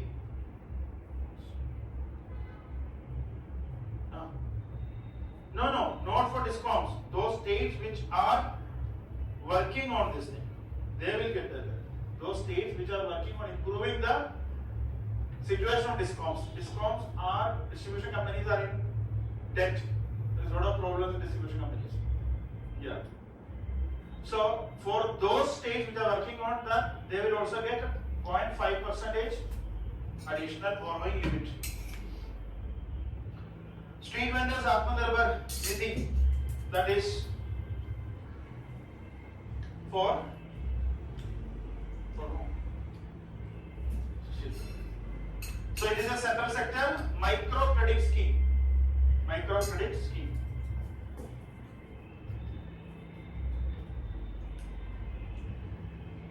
Micro credit scheme. The key thing to be remembered here is that it is basically launched by Ministry of Housing. Ministry of Housing and Urban Affairs. It provides working capital loans in 3 phases. Working capital loans. What is the first phase? 10, 20, 50 like that. And there will also be a digital incentive, cashback for digital transactions. Urban Challenge Fund. Urban Challenge Fund. So Finance Minister announced that government will set up an Urban Challenge Fund of 1 lakh crore. 1 lakh crore to make cities as growth hubs. To make cities as growth hubs.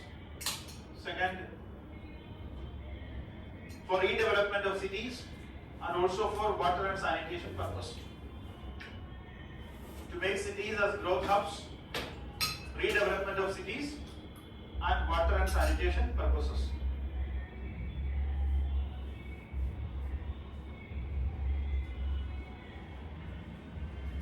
So what is basically the idea of a challenge fund? What is challenge fund?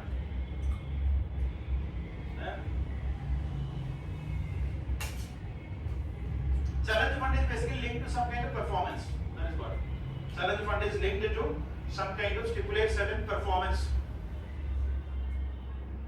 criteria for government, for getting government contribution.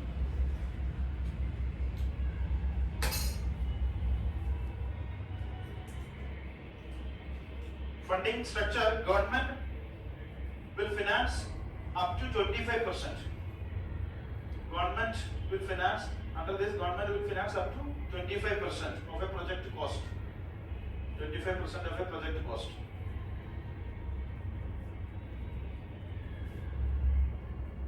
And at least 50% should come from banks, loans or bonds like that, municipal bonds. At least 50% should come from banks or municipal bonds or through PPP. And it will finance basically bankable project. What is a bankable project? Bankable project.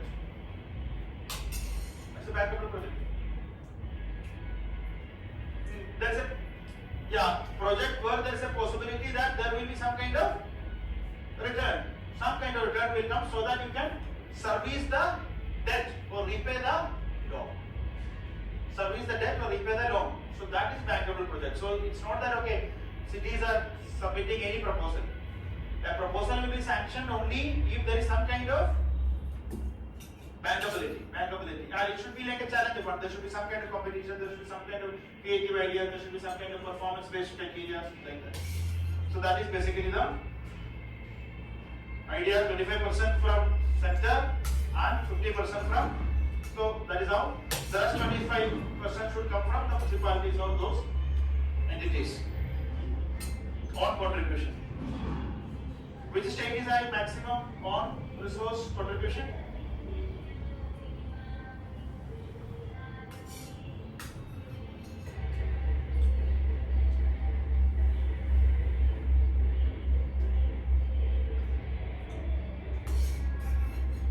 Horticulture you know, right? Floriculture. Floriculture you know. Grace mashing. Okay, next is another one is Maritime Development Fund. So again, continuation of the same discussion. Ports, infrastructure.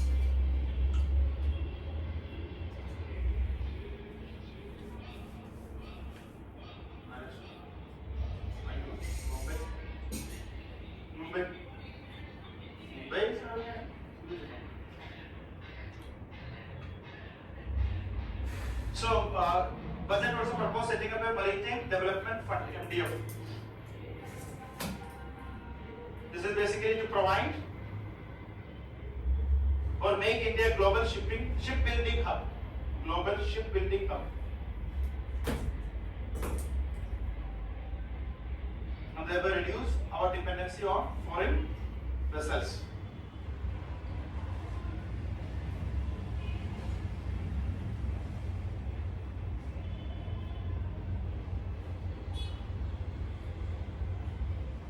Government will provide funding of 49%. 49%. The remaining should come from private sector, ports,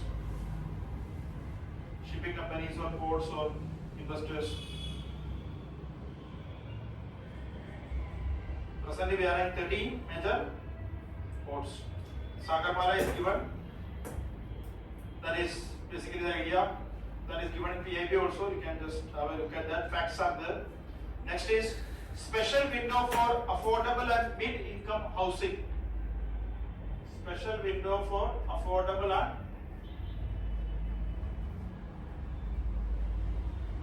and mid-income housing. Swami Fund. This budget announced Swami Fund 2. Swami Fund 2. The present fund, as the name suggests, it is for affordable housing. Affordable housing to address the liquidity shortages. To address the liquidity shortages. Liquidity shortages in stalled projects, real estate projects.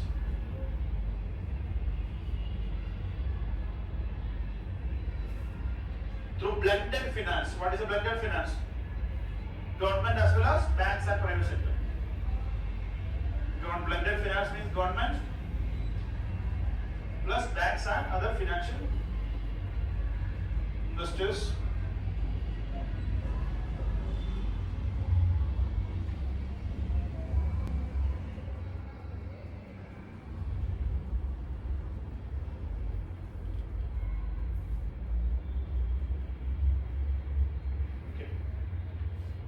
That is for affordable housing.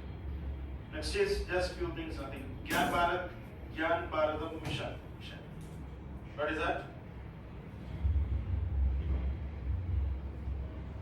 To conserve India's manuscript heritage. Conserve India's manuscript heritage under Ministry of Culture. Then there is a Bharat Trade Net. Bharat Trade Net. So that is basically easing up the trade documentations. That is basically the idea. Presently there is multiple agencies, different platforms. So one digital platform for trade facilitation. One platform for trade facilitation. So that you can digitally apply for various documents or link to banks, customs, everything. So kind of one digital solution.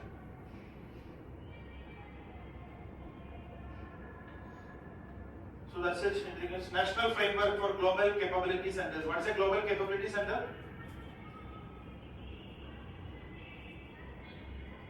This is basically an in-house mechanism of MNCs. In-house initiative of MNCs.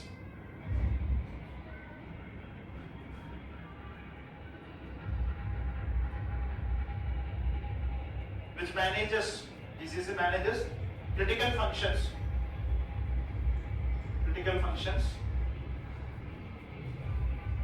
namely R&D, IT services,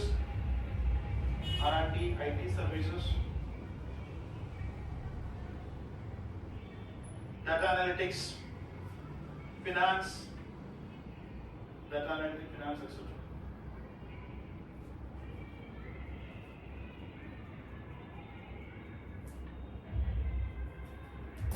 Next is final, the pathway, that is how reforms. One major reform is that the FDI insurance sector, which used to be for 74, now it made to 100%. 100% FDI in insurance sector. Then there is another effort, green credit score. What is the idea? Green credit score.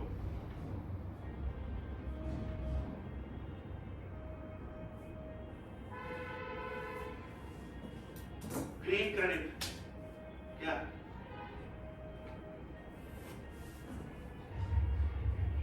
Green credit score.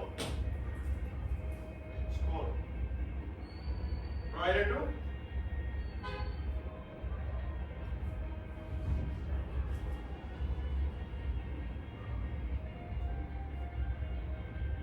you heard of something called CIBIL score? That is for what? Credit rating, so that you, based on your CIBIL score, banks will give you loan. Green credit score is for idea for SHGs. That is the idea. So banks know that okay, what is the score of a particular SHG, and accordingly they can give the loans.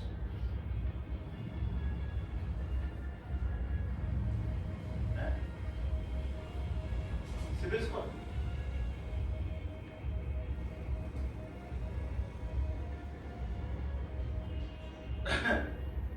It should be for green initiatives. It is basically for SHGs, it is basically rural estate. There is nothing like that. It's not specifically, I just see whether it's only for green. Okay. So that's it. Now what is left is basically, you can go through the PIB, full facts are there, just remember those facts, that is important. Then since Make in India is 10 years, just have an idea what is Make in India's PLI, okay. Then as I said, defense sector, petroleum, those things. Sagar Mala, Parvat Mala, those things, okay.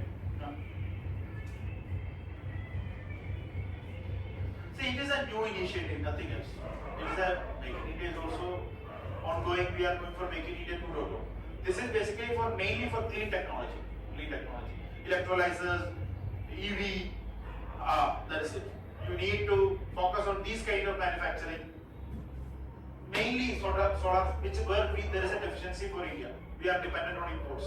So electrolyzers, green hydrogen, EV, all those areas will be the focus of this particular.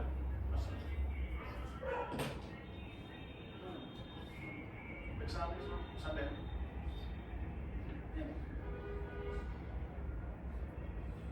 There is a material which is you announced. Agricultural material will be provided by Wednesday.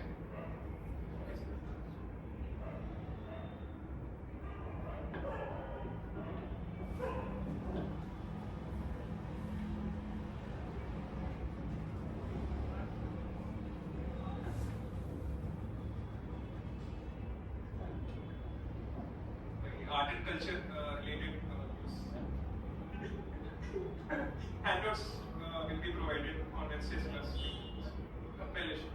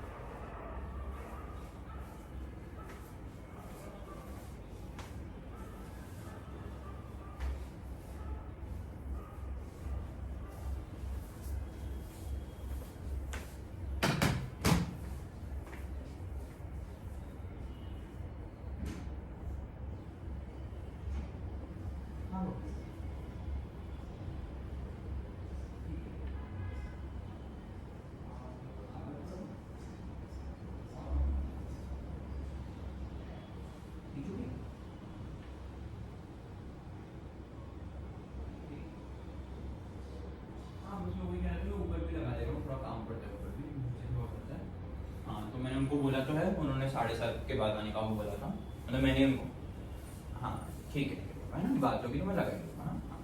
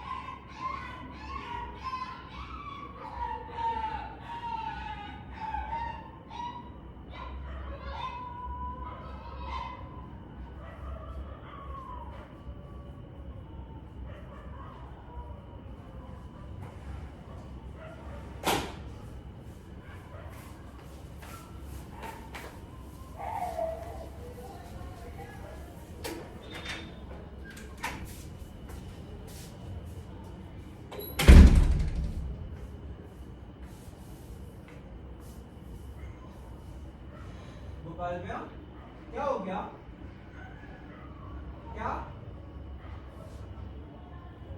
फंस गया गाड़ी में?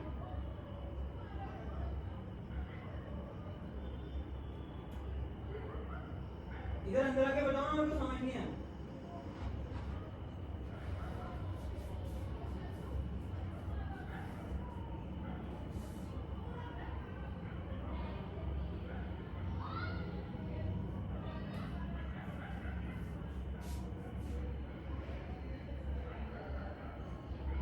वो कुत्ता क्यों रो रहा था?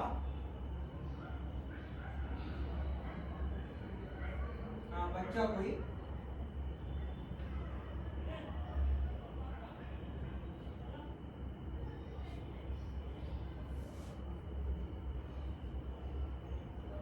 कुत्ते के बच्चे को कुत्ते ने पकड़ लिया। कुत्ते का बच्चा जरूर आता।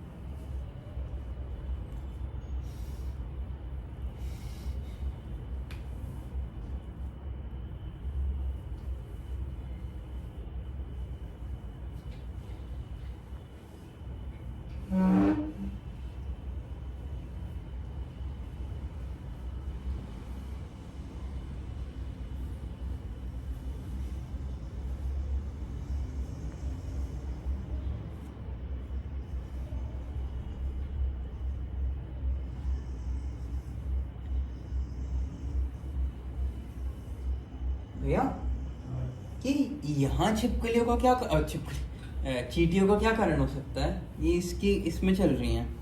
ये गोपाल भैया को बुलवा कर किसी कपड़े से हटवा दोगे क्या? चींटियाँ? हाँ, कुछ सीढ़ी से हटाना पड़ेगा, तो पूरे इसमें चल रही हैं, है ना? वो जा रही होगी सीलिंग में अंदर। वैसे तो मेरे को कोई दिक्कत नहीं है, यहाँ चले हैं लोग तो। कुछ नहीं, एक चाक लगा देंगे, सब हट जाएगी। हाँ, चाक कुछ करवा दो गोपाल भैया से, उनको सीढ़ी बुलवा कर।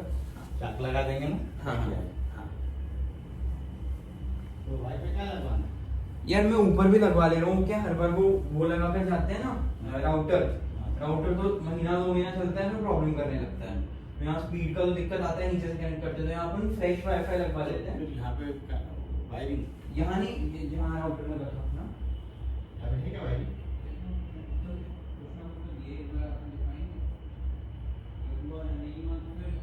तो लंबा काम है, क्योंकि अगर यहाँ नहीं हुआ तो एक तो उन्होंने संतोष जी ने यहाँ इसके अंदर लेकर रखी है। हाँ, इसके अंदर तो अपनों को नीचे भी दिया था ना एक जगह कहीं पे? मैं निकाला ही नहीं नीचे वाला। 2 जगह तो पक्का दिया था, एक वहाँ और एक यहाँ। नीचे तो लगा हुआ है पर एक यहाँ दिया था, यहाँ का मेरे को कंफर्म नहीं पता। अब उनसे बात करेंगे, जब वो आएंगे कि बहुत ज़्यादा तार वार होंगे तो फिर अपन सोचेंगे, फिर अपन एक बार चमन को बुलाएंगे, यहाँ का भी पूछेंगे। यहाँ तो है, उन्होंने बोला था कि नीचे हमें ड्रिल से करके तार निकाल देंगे, यही रख देंगे वाईफाई। तो वो पता नहीं कितना लंबा काम है, मेरे को वो चमन को बुलाएंगे नहीं तो। एक हमें भी एक दिया था ना बीच में उन्होंने, इसी के अंदर दिया था। तो इसमें बीच में भी दिया था कुछ, एक पाइप निकला था, उसमें वायर थे, बीच में भी कुछ था। अच्छा, वो टेबल पे बैठेंगे वही भी मिल जाएगा। ये पहले टेबल ही अपनी यहाँ थी ना, अच्छा अच्छा, वो इसलिए यहाँ पे दिया था कि इससे निकालेंगे। हाँ, इसमें ठीक। एक बार वो क्या, उसने मेरे से पूछा था शाम को 5:30, मेरी क्लास थी 7:30 तक। हाँ। मैंने कहा 7:30 पर आ जाओ, तो उसका फोन आया कि मैं 5-10 मिनट में आ रहा हूँ।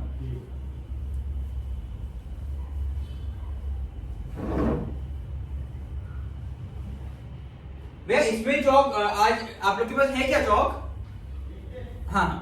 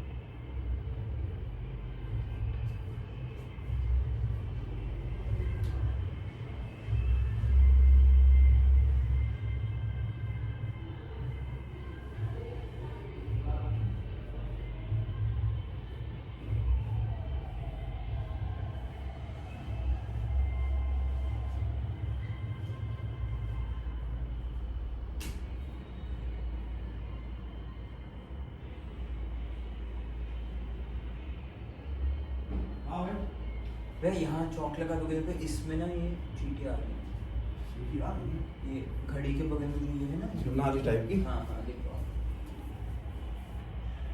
पहले आप देख लो एक बार, देखिए आपको हाँ यार भाई चल रही है तो कहाँ से आ रही है? पता नहीं, समझ ही नहीं आ रहा। कोई ऐसी कोई चीज भी नहीं है वहाँ की, कोई खाने पीने की चीज हो या कोई कीड़ा मकोड़ा हो। क्या इनका शुरुआत देखने पड़ा कहाँ से हुई है? हाँ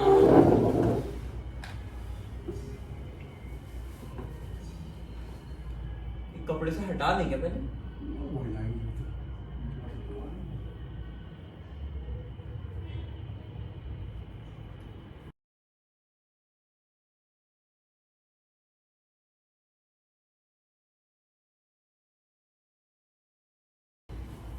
यार इधर आ गया।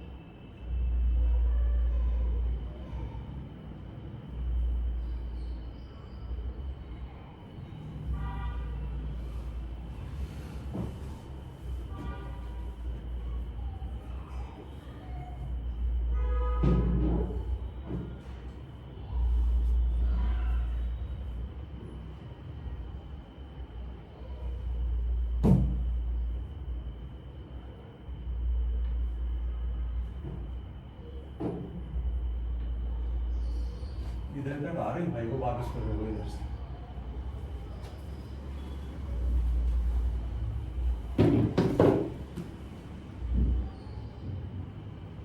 हाँ, एक तो आप नीचे लगा दो कि कम से कम नीचे जमीन पर ना है यहाँ पर। उसको कल दिन में देख बताना हमको इधर हाँ ध्यान रखना। हाँ अभी तो यहाँ लगा देते नीचे। हाँ हाँ।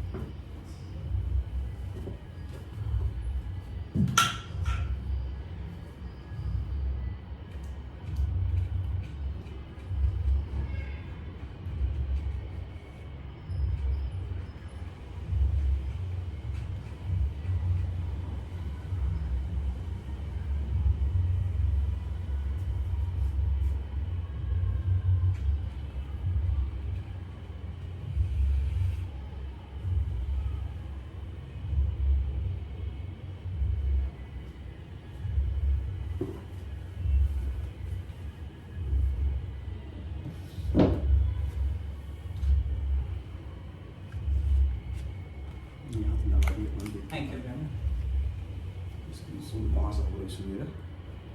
देखते हैं अगर रही सुबह तो फिर मैं आपको बताता हूँ। सुबह बाहर देखने पड़ा अंदर कहाँ से आ रही है वो देखने पड़ेगा हमको।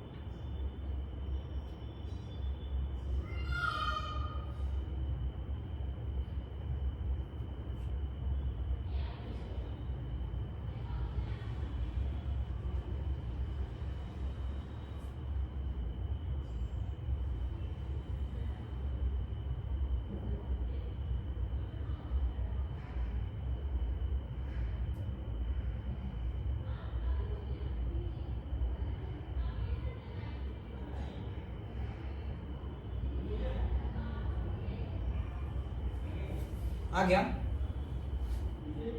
ऊपर।